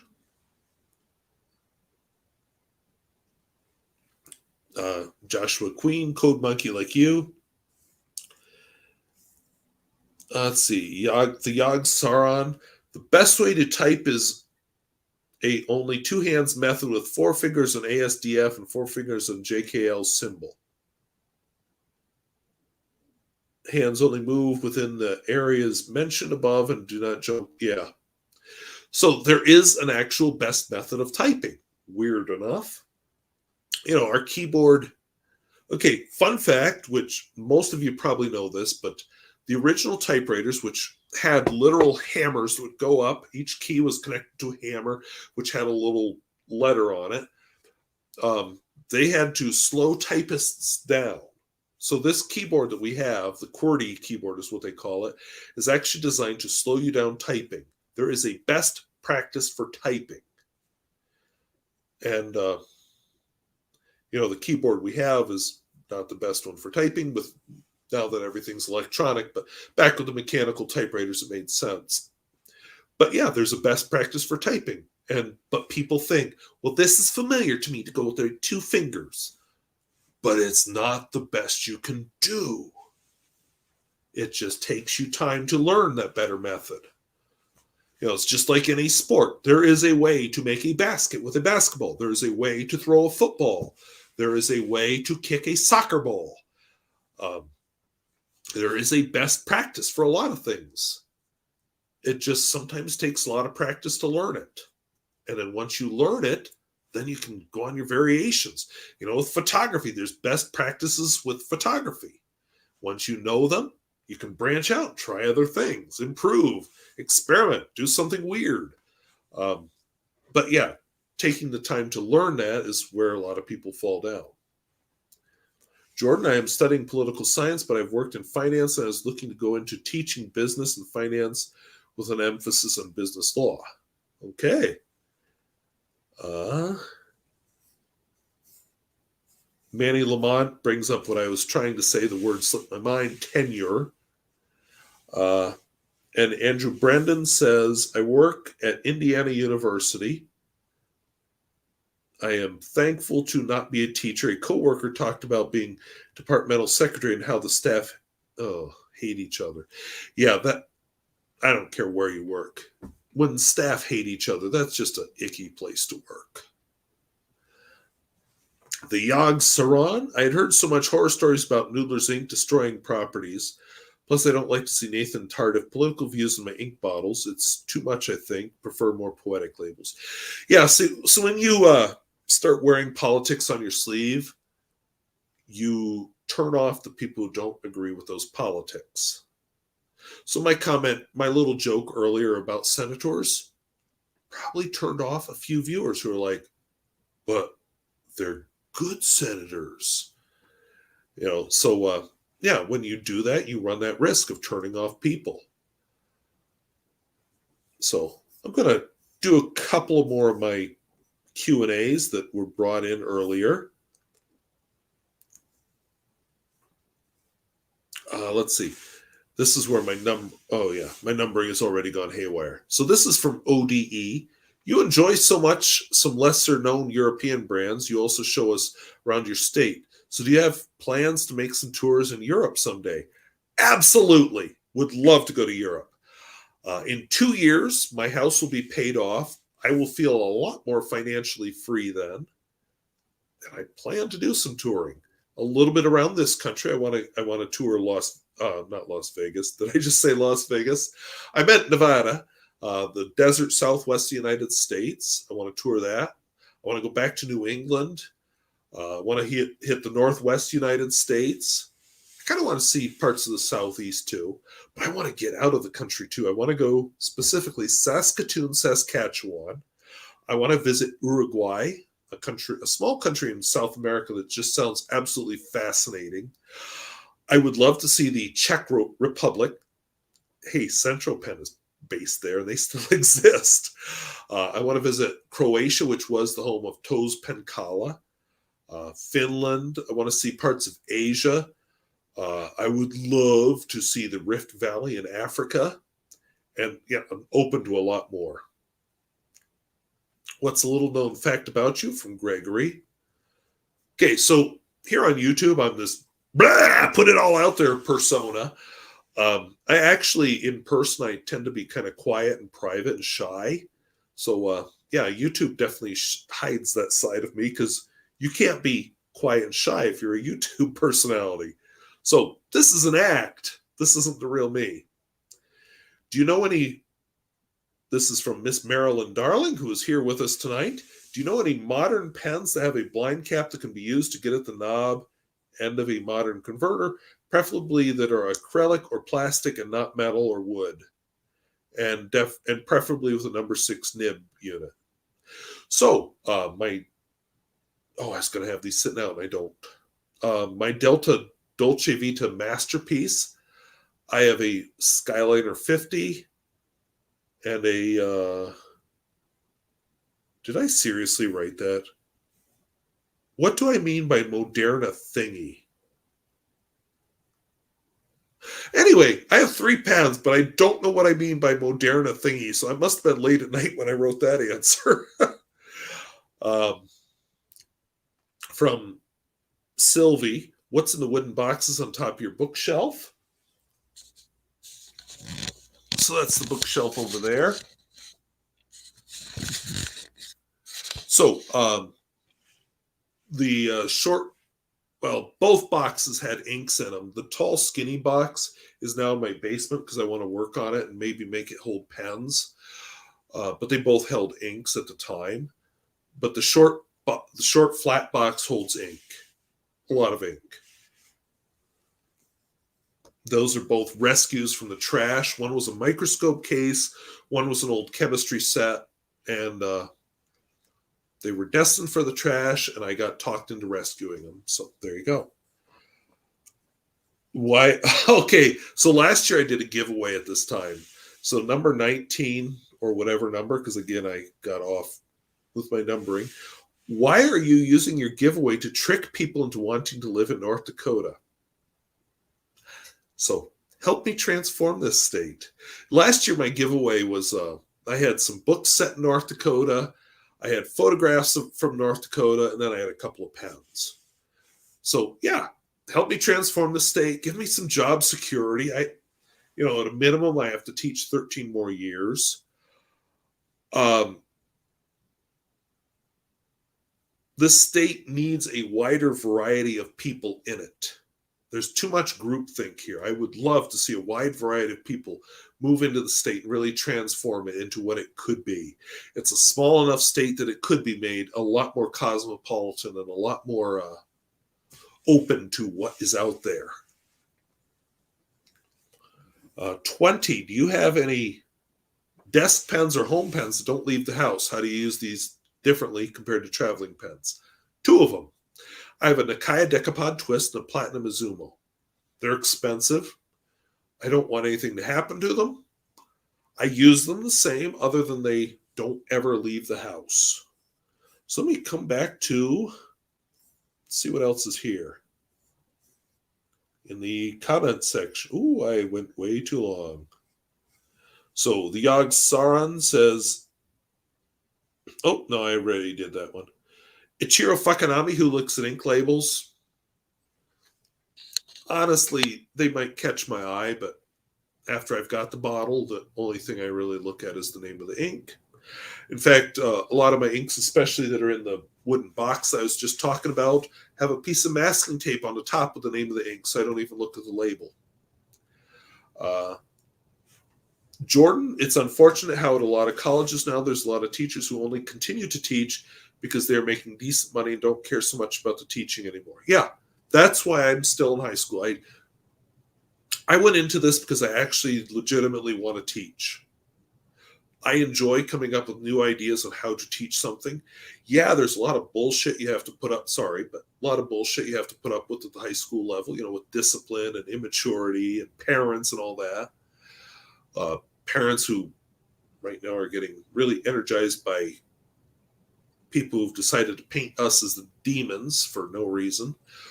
But, really what I'm into it is I love the teaching and interacting with kids and having them say, oh, it makes sense.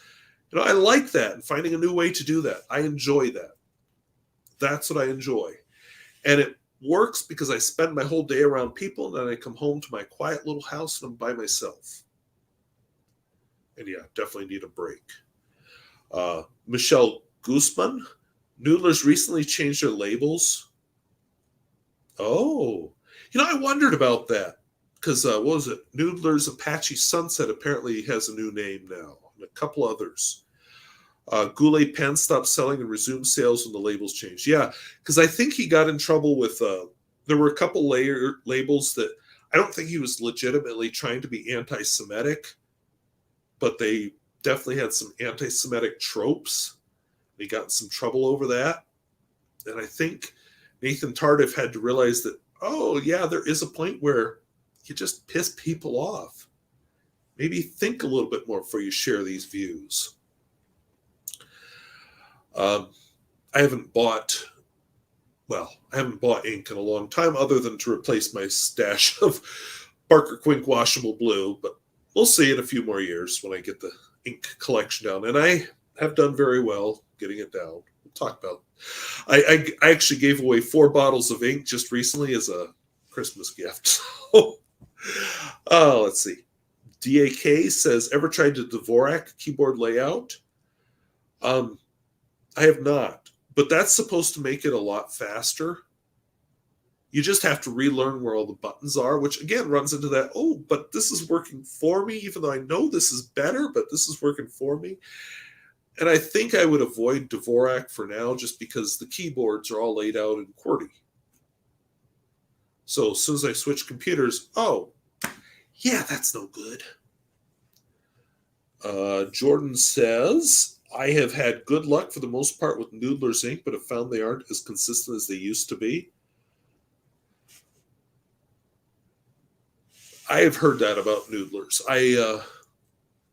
The only one I've bought multiples of is Noodler's Black, and I quit using that a few years ago. I think that one's more consistent because he makes larger batches of that. But yeah, I've heard that. In fact, I've seen his videos where he takes pride in the fact they're inconsistent. So every batch is a little different so you can identify the batch. Who cares? Alex Harris, my grandfather always said never discuss politics or religion in public. Very true. Try saying, yeah, I didn't like Trump here in North Dakota. Jill, just a mild, I wish he wouldn't tweet so much stupid stuff. So, yeah, very true. Manny Lamont never had an issue with Noodler's ink labels. It was that some of their inks are troublesome to deal with and didn't agree with certain paper qualities. Yeah, I agree with that. And Nathan Tardif gets very defensive about that, which... yeah, I got tired of that. Jordan, also curious what your coworkers say about your pens. Yeah, they think the pens are cool or funny or, oh yeah, that's one of that guy's weird pens.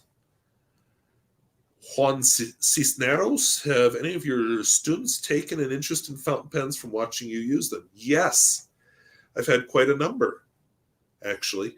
Some of them give it up. I had one student who was actually making fountain pens for a while, so that was fun. Mr. Best Beatles fan 1, a politician is a man who will double-cross that bridge when he comes to it. Yeah, I have a video that is going to delve into some politicians here that I'm working on making a driving video. And yeah, a lot of what they're doing, it's all performance, not sincerely held beliefs. They don't appear to sell Proctor's Ledge anymore. Well, never heard of that, so that works. Okay, Miss Marilyn Darling says Southwest Sunset. That must be the Apache sunset.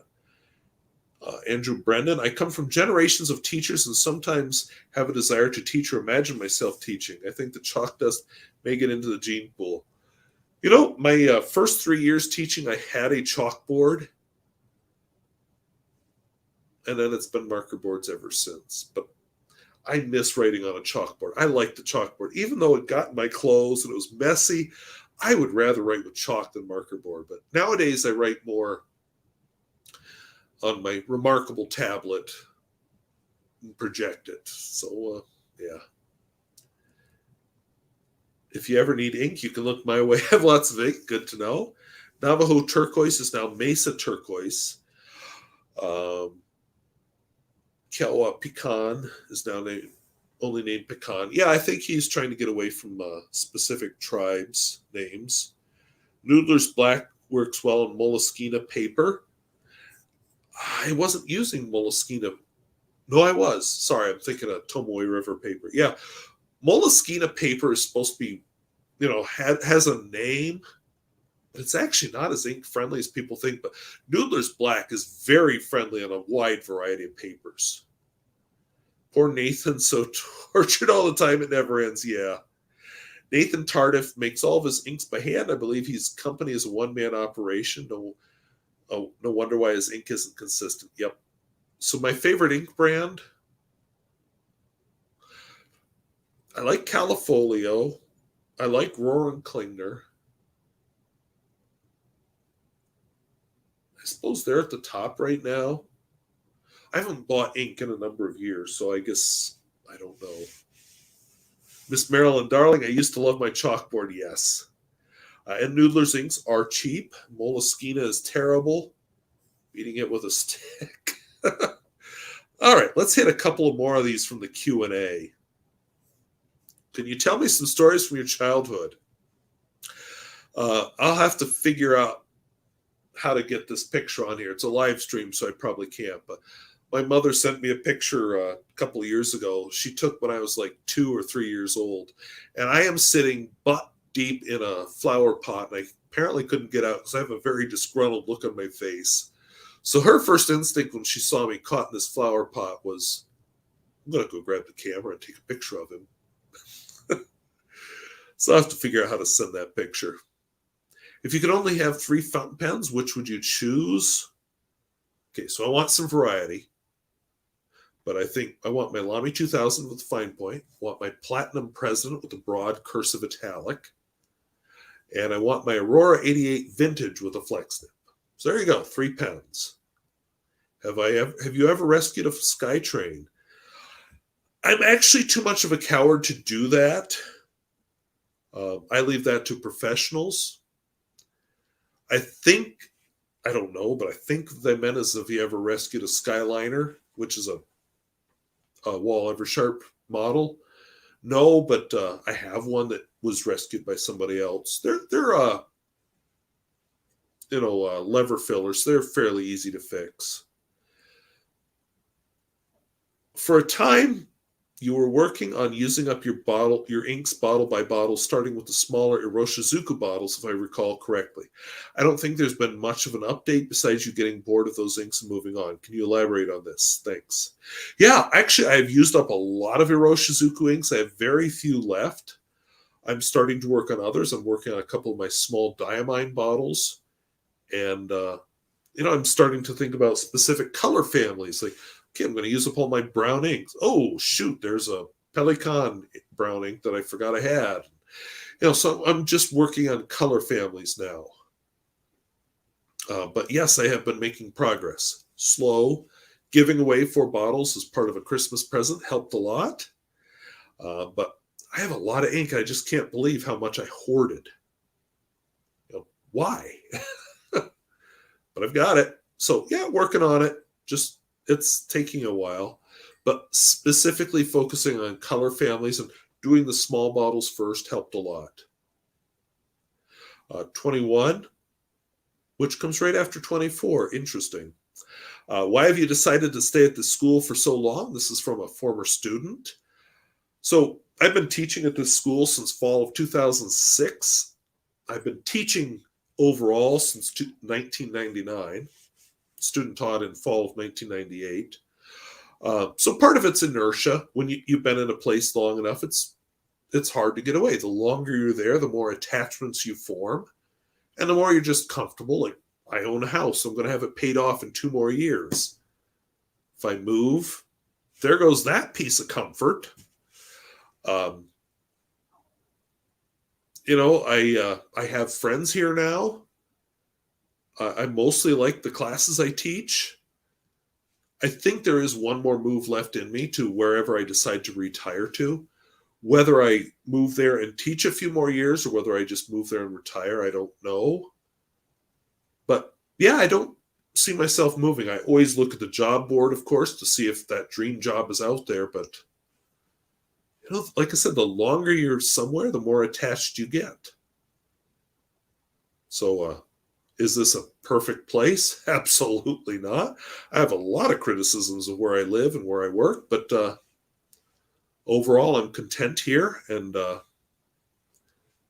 I've formed a lot of attachments outside the work world. Have you ever rescued a pen from being destroyed, fixed it, and it works? From SkyTrain. Interesting, since I just had a question a few minutes ago about have you ever rescued a SkyTrain? So truthfully, I own a lot of vintage pens.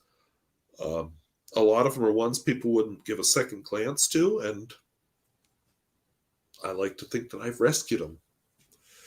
So I don't know that I ever, oh, wait, no, don't throw that pen away. I will save it. I haven't done that, but I think I've brought a lot of pens back to life, and I have more yet that I will bring back to life. Back on the comments now. So that I finally got through my Q&A. I got a long ways to go back. Okay, here we go. What is your favorite paper brand that you use? Do you prefer notebooks or notepads? I guess I prefer notebooks because they have pages and you can flip back and forth. I've used some different notepads, the Rhodia dot pad and such, and some plain ordinary legal pads. But I think I like the notebooks better because they're just more book-like.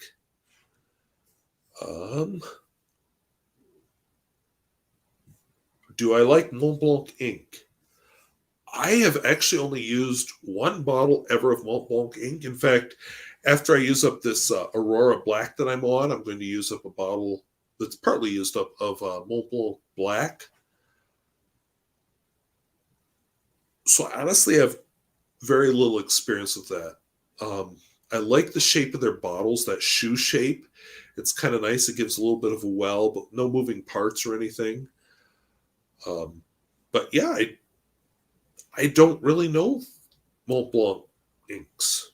So using up the bottle of black, which hopefully will be next, we'll find out, I guess.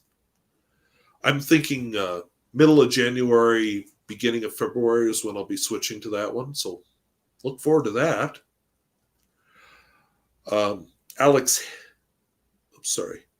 Alfredo Gallardo says the only time I can use Moleskine with fountain pens is when I'm using an extra fine nib. Yeah, the broad and extra broad and all that, it's too feathery.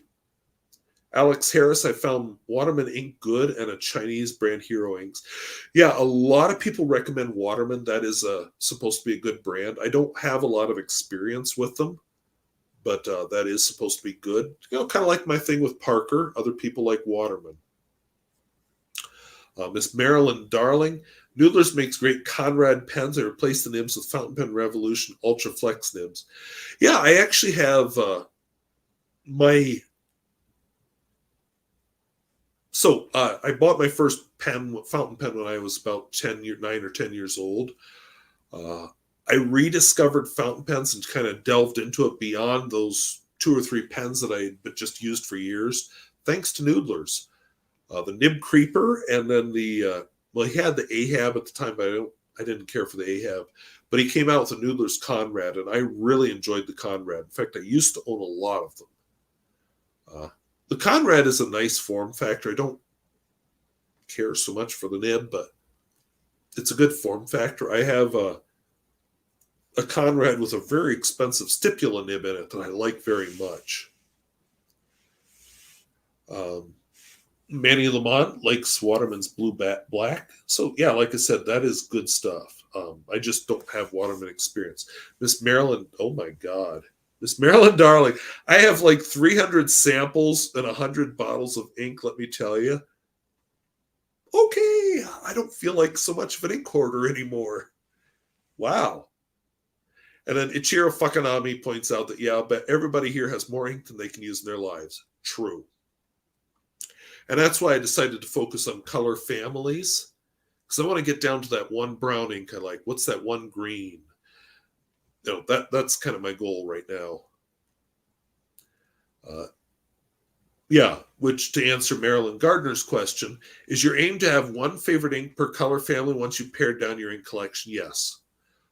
I want that one brown, that one black, that one blue, the one blue black, whatever. And there's, okay, then there's shades of each, and yeah, I'm always going to have more ink than I need. And to think, for most, for the first 20 years of my using fountain pens, I was a Parker Quink black guy. That's all I used, and I was happy. And now I've got this obscene amount of ink. Nick's G, before you have to stop this live, I want to say you're an awesome, kind person. Oh, well, thank you very much. Alfredo Gallardo, recently I swatched all my bottled ink and found I have more ink than I can use in my lifetime. Still not as much as I thought I had. I gave up on swatching. I used to do that, and yeah, it was fun. I actually used to subscribe to, Noodlers used to do this ink subscription thing where you'd get 5 samples a month. And that was kind of fun. But I've realized that I end up with more ink than I could ever use. And you'd end up with those samples that you're just like, really? Why? Oh, Miss Marilyn Darling, I've collected 3 Waterman 12s now. Yeah, I need to get more into the Waterman vintage. They made some really good pens. How many bottles of ink do you have currently, if you had to count? I don't want to count, but I think less than 100, but still too many. Miss Marilyn Darling, I love the CVS Caliber notebooks. I have heard of them. I have not used one. Right now I'm writing in, I'm going to dive off screen here for a second because I can't remember the brand.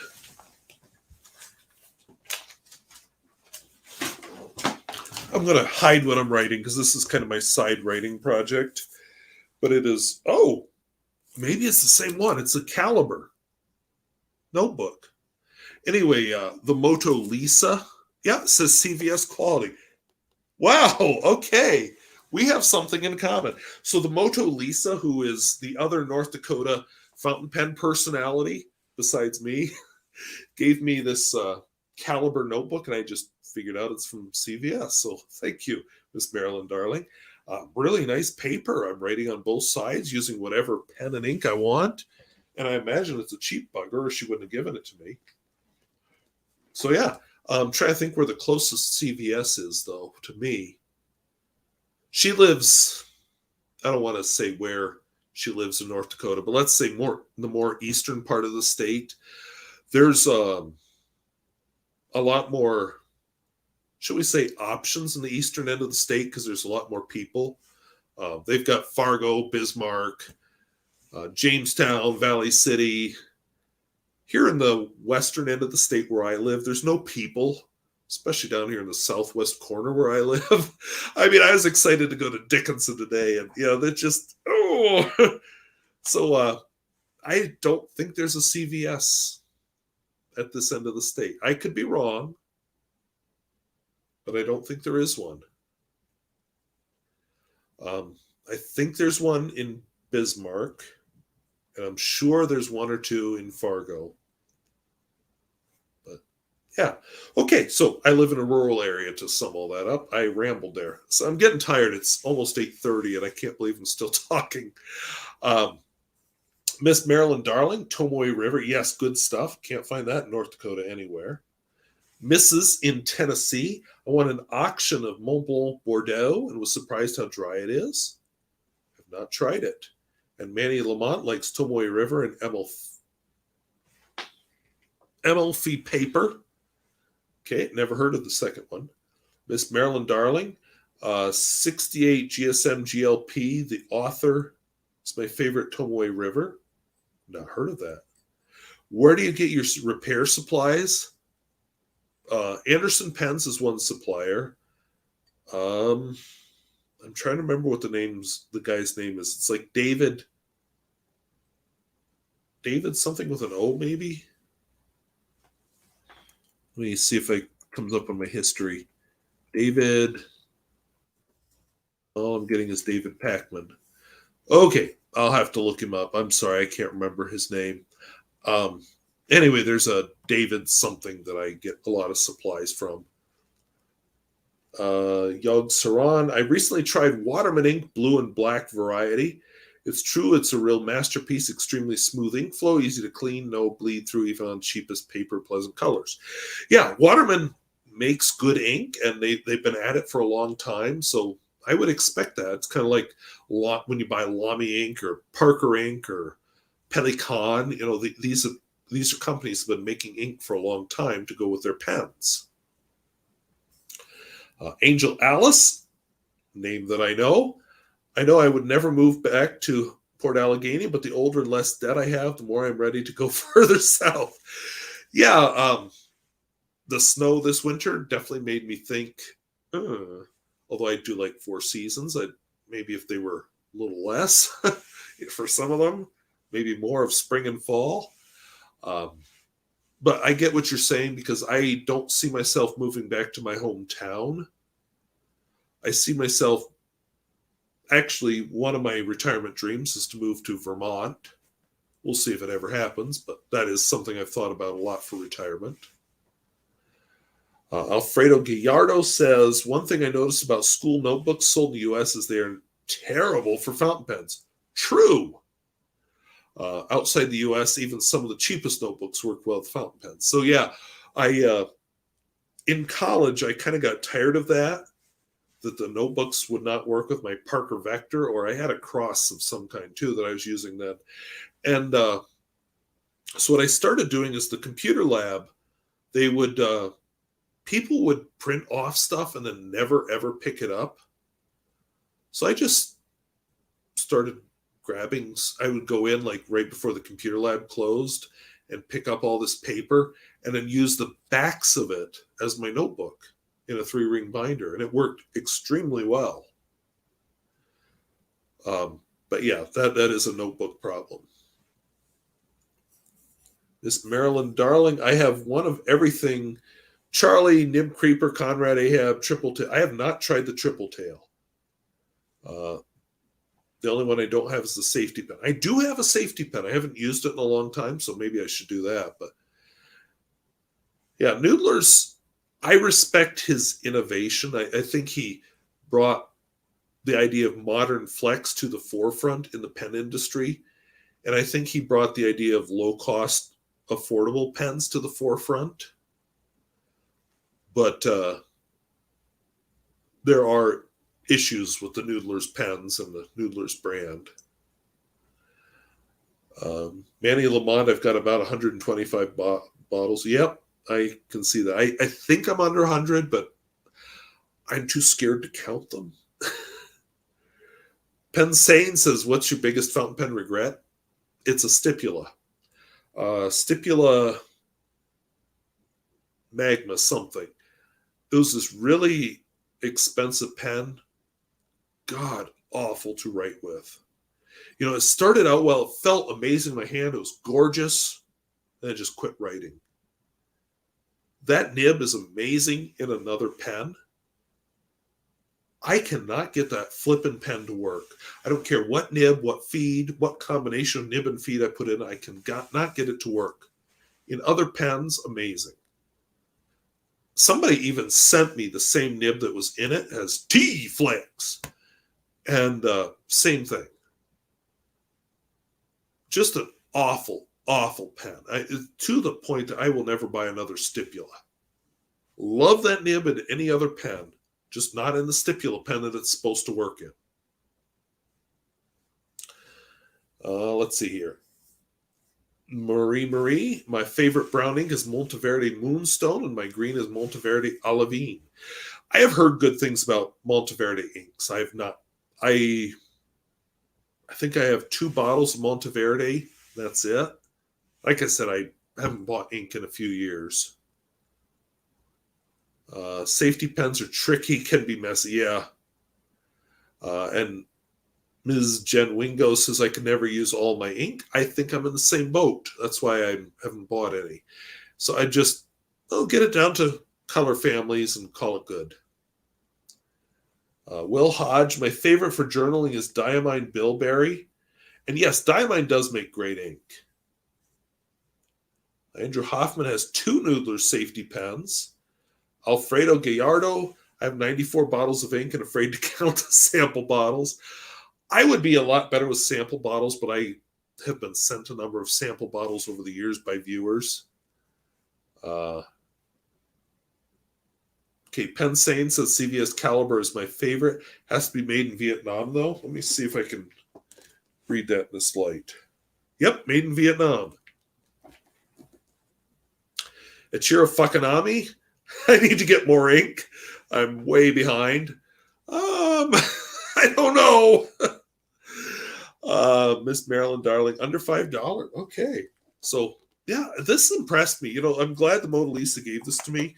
She had copied out, kind of on her first page, she'd copied out a section from.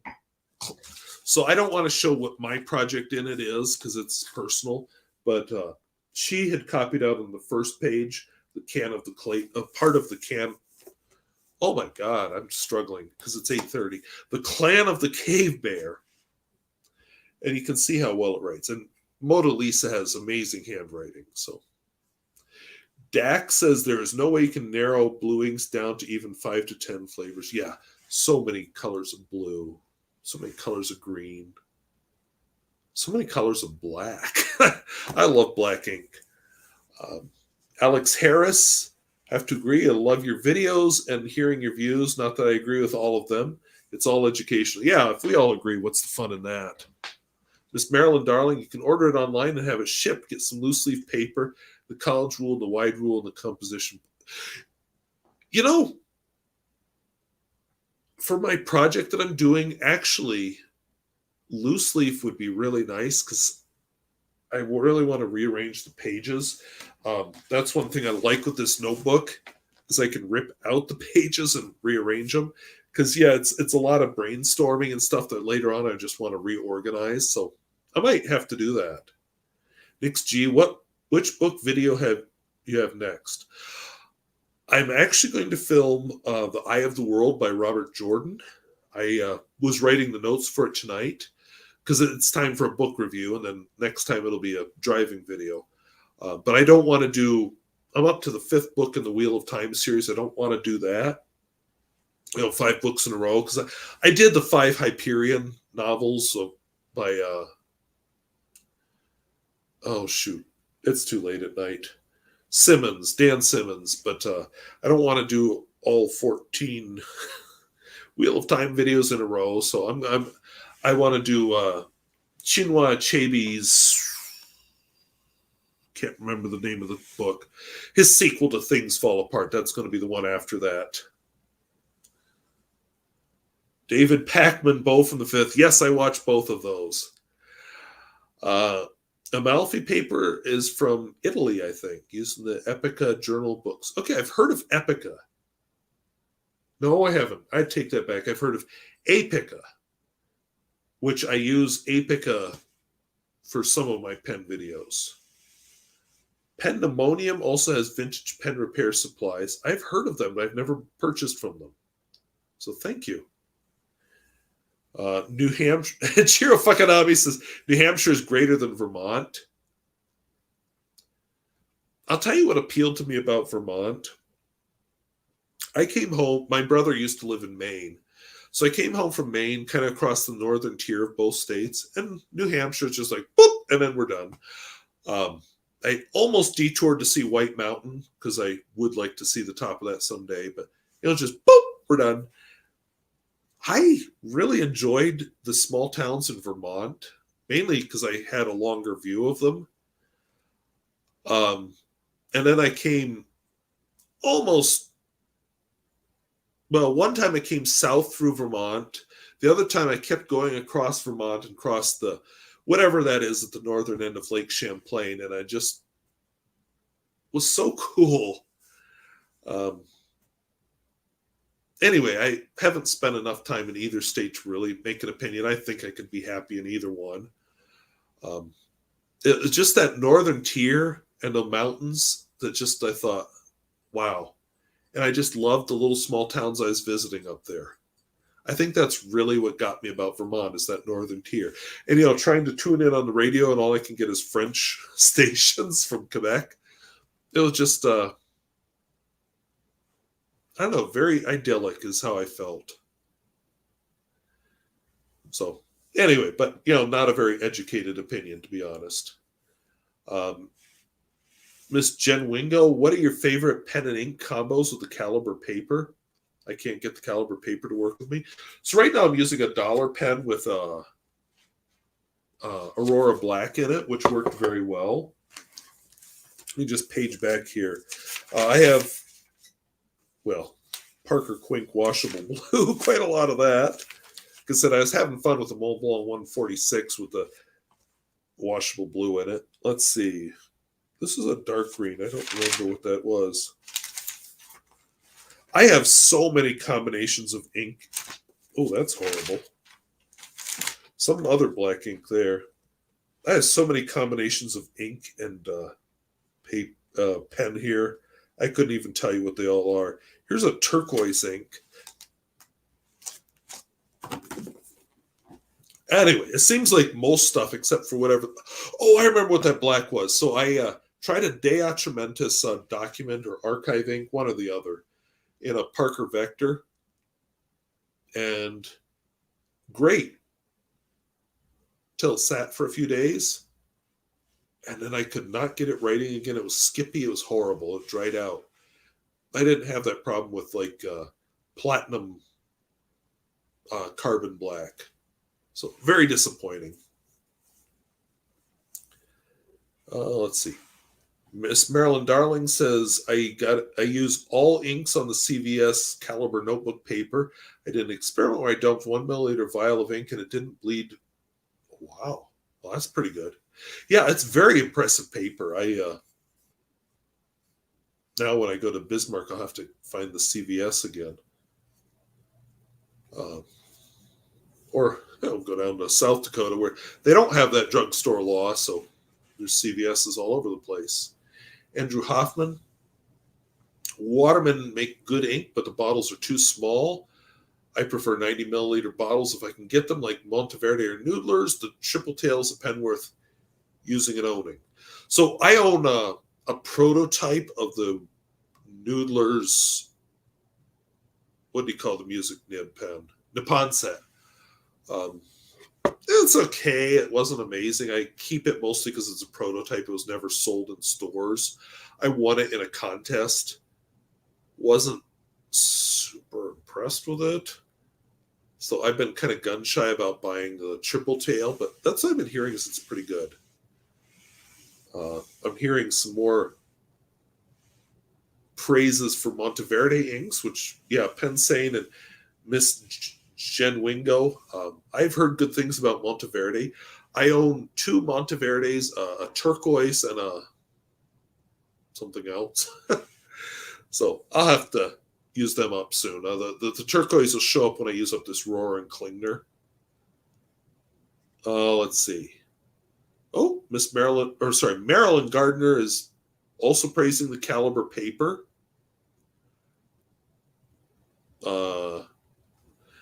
Mr. Best Beatles Fan 1 is praising Monarca Arena Blanca.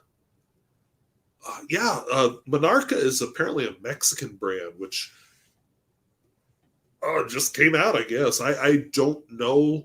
I haven't bought ink in a couple of years, so I'm kind of out of the ink world. I kind of want to just to support. just to support them, but I have too much ink. Oh, okay. So the 5 subject is $10, but still worth it. Yeah, this is good paper. Manny Lamont, Ferris Wheel Press has been releasing lots of ink varieties. They have. I bought several of them, buttered popcorn, and I forget a couple others, but I was disappointed. A lot of them I thought were just too pale, and maybe it's the colors I picked, but yeah, I just thought they were too pale. We've got somebody has bought Sailor Studio ink for $26 an ounce. Yipe. But it is, Sailor is good ink, but yeah, it's expensive, especially the new smaller bottles. It's very expensive. On a good note, they stopped using those really shallow bottles, so I guess that helps.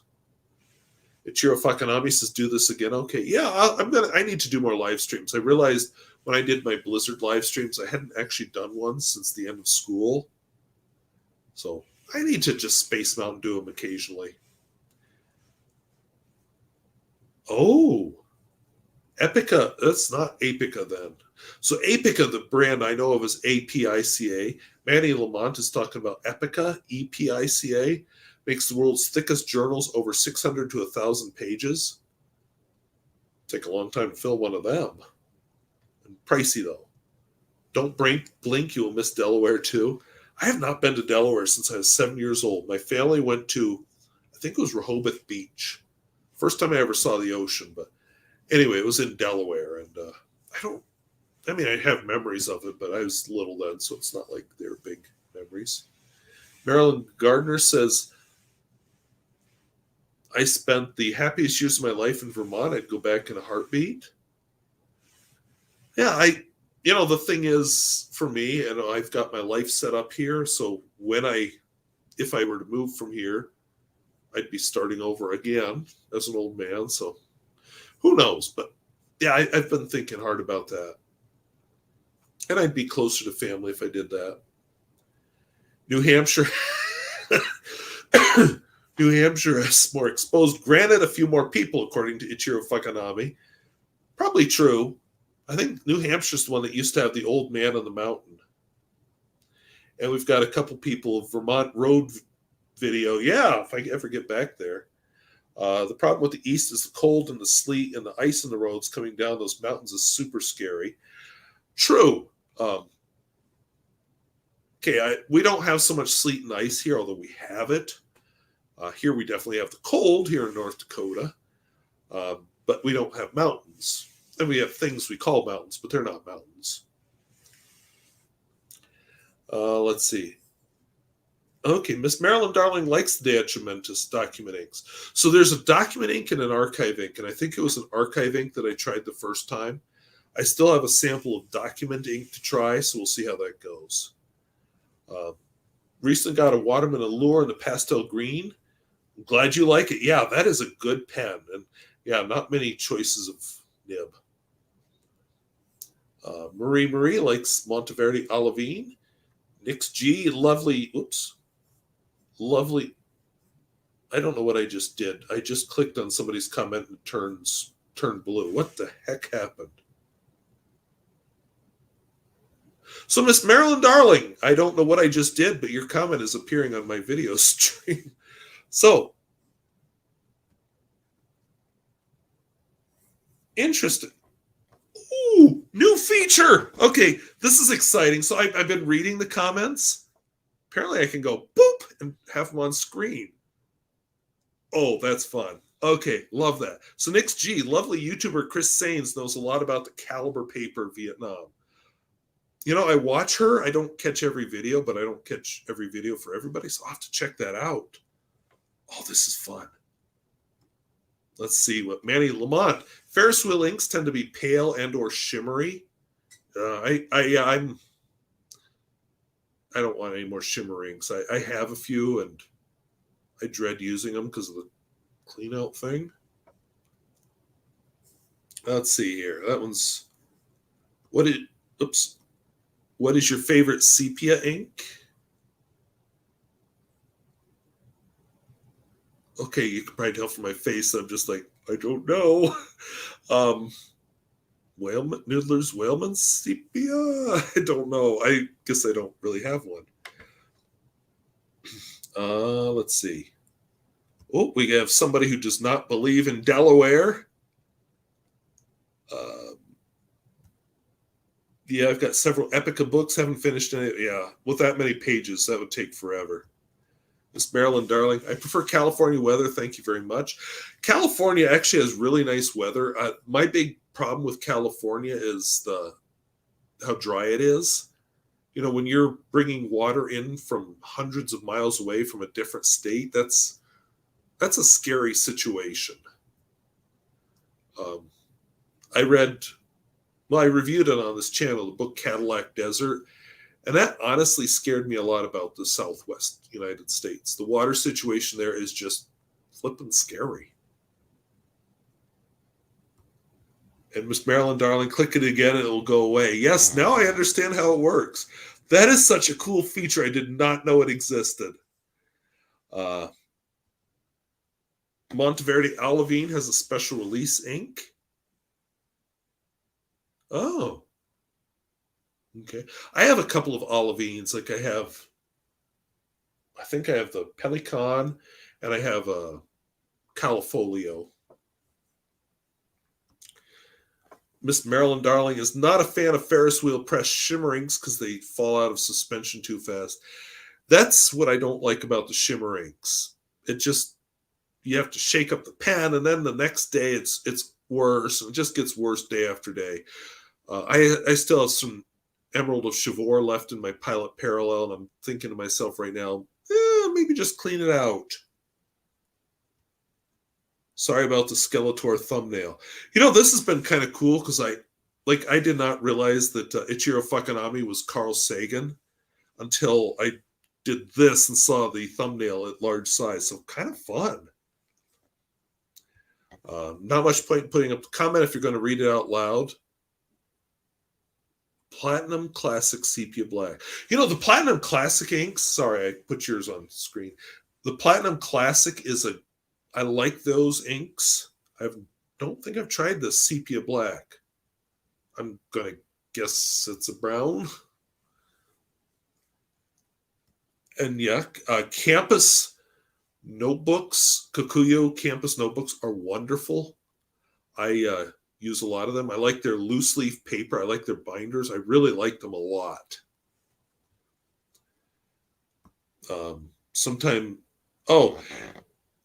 Yeah, it's always nice if you can clean a ink out. There are a few that you're just like, when is this going to clean out?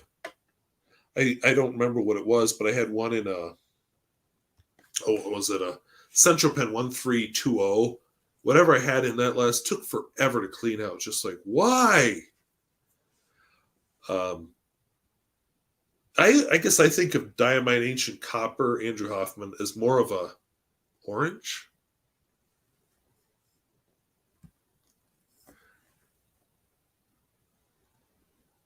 Ooh, I have not seen multichromatic stuff. That would be something to look forward to. But yeah, they talk about the golden age of fountain pens. So maybe we're not in the golden age of fountain pens anymore, even though there's a lot of them out there, but we might be in the golden age of inks. There's just so much ink out there. And yeah, the drought in California, at least a decade. I can't remember when I wasn't hearing about drought in California. And I was reading an article about two of the reservoirs that might reach the scary level where they no longer flow through the hydroelectric dam to provide electrical power for that region next summer, which is one of those holy shit moments where you think, what do you do? Because those hydroelectric dams provide a lot of power in the U.S. Southwest. And what do you do if you don't have that? Where do you find an alternative source? How do you quickly find it? How do you quickly build power plants? And there's not an easy answer. Where are you going to get more water? And it's scary. So rating 3 days in San Francisco, good. I think San Francisco is a wetter part of the state also. I don't know because I haven't been there. Okay, so Miss Marilyn Darling, the Girbon inks are super cooperative when washing them out. Yeah, they're not hard to wash out. I just, after they're in the pen for a few days, they're just not so friendly for writing anymore. And Barbara HP finally caught me live. Yes, glad to have you. This is so fun that I can just put the comments on screen. I hope it shows up on the recording. Aquanox 443. All right, he thinks that it is or a good sepia. So I don't know. I not good at colors. Like, what's the difference between violet and purple? Don't know. Yeah, the campus notebooks are awesome. And the inkjet calendar had multichromatic shimmer particles and sheen. You did videos on those inkjet calendars too, so maybe I should go back and look at that. So I wondered how that would work. Okay, in California having some flooding. Yeah, and I suppose when your soil's really dry, it's like around here, it just doesn't want to soak in. It just whoop runs off the surface, and you're like, well, that was pointless. Okay, yeah, I don't know where these hydroelectric dams power. I just know that a lot of people are going to be out of power when these dams don't work. I tried private reserve ink. I have used it. Actually, I had a big battle with another fountain pen channel over using private reserve tanzanite inside a Visconti fountain pen. This YouTuber sent a whole bunch of his viewers to attack my channel. So I had some very interesting comments show up on that video. I'm just like, what is going on? And somebody else who was a viewer had to fill me in. Because I was getting threats, and yeah, it was quite something. Okay, different. See, I don't know Moleskine real well, but I can believe that there are different grades. Okay. Yeah, I will just have to check that out, the inkjet calendar. I don't know that brand. Oops. Violet is more blue, purple is more red. All right, good to know. I'm looking at the flowers on my Kleenex box right now. I'm just kind of wondering, are they violet or are they purple? Don't know. And Una T. Tuna, welcome. I actually answered a few of your questions from the Q&A tonight, so hopefully you were able to catch in on that. Holy cow, I've been going almost 2.5 hours. Vanessa recently sold a... Totally missed that. Have to look for that. And... Mixed media notebook. I have a Moleskine that's kind of interesting. It's a sketch notebook that I was trying to do like sketches using a single ink on each page. It was more sketch noting, but I'd go for a while and then stop, and then I'd forget about it, and then it's been a few months. Let's do another one. And so I should do that again, just to exercise a different part of my brain. But anyway, I've been going for 2.5 hours, which this was going to be a 1-hour video, so I can't believe it went this long. So thank you, everybody who showed up tonight to fill in. Holy cow, 2.5 hours of me talking. My glass of water is like hardly gone, so I'm going to be gulping water when this is done. But I want to thank everybody. I want to wish everybody a happy New Year. Some of you are already in your new year. I hope it's a good one. I'm excited about 2023. I remember, was it 2020? What year was it we had the lockdown? I think 2020. And I was just like, I'm so glad to see this year over. And then it had to kick us in the ass one more time, January 6th here in the United States. I'm just like, really? I just want this over with. But yeah, it's 2022 was a pretty good year. 2023 hopefully will be even better. I'm going to have a lot more free time this year because I'm done with my class. I am so excited about that. You know what? I bet I have the sketchbook. So anyway, I hope everybody's having a good year. Thank you. Glad you enjoyed. put up these last couple of comments here, and then I'm going to leave. And I think I'm going to read my book for a little while and then go to bed because, when 2023 arrives, I'm going to be fast asleep because midnight is not a thing for me. Glad everybody came. It was kind of a little party.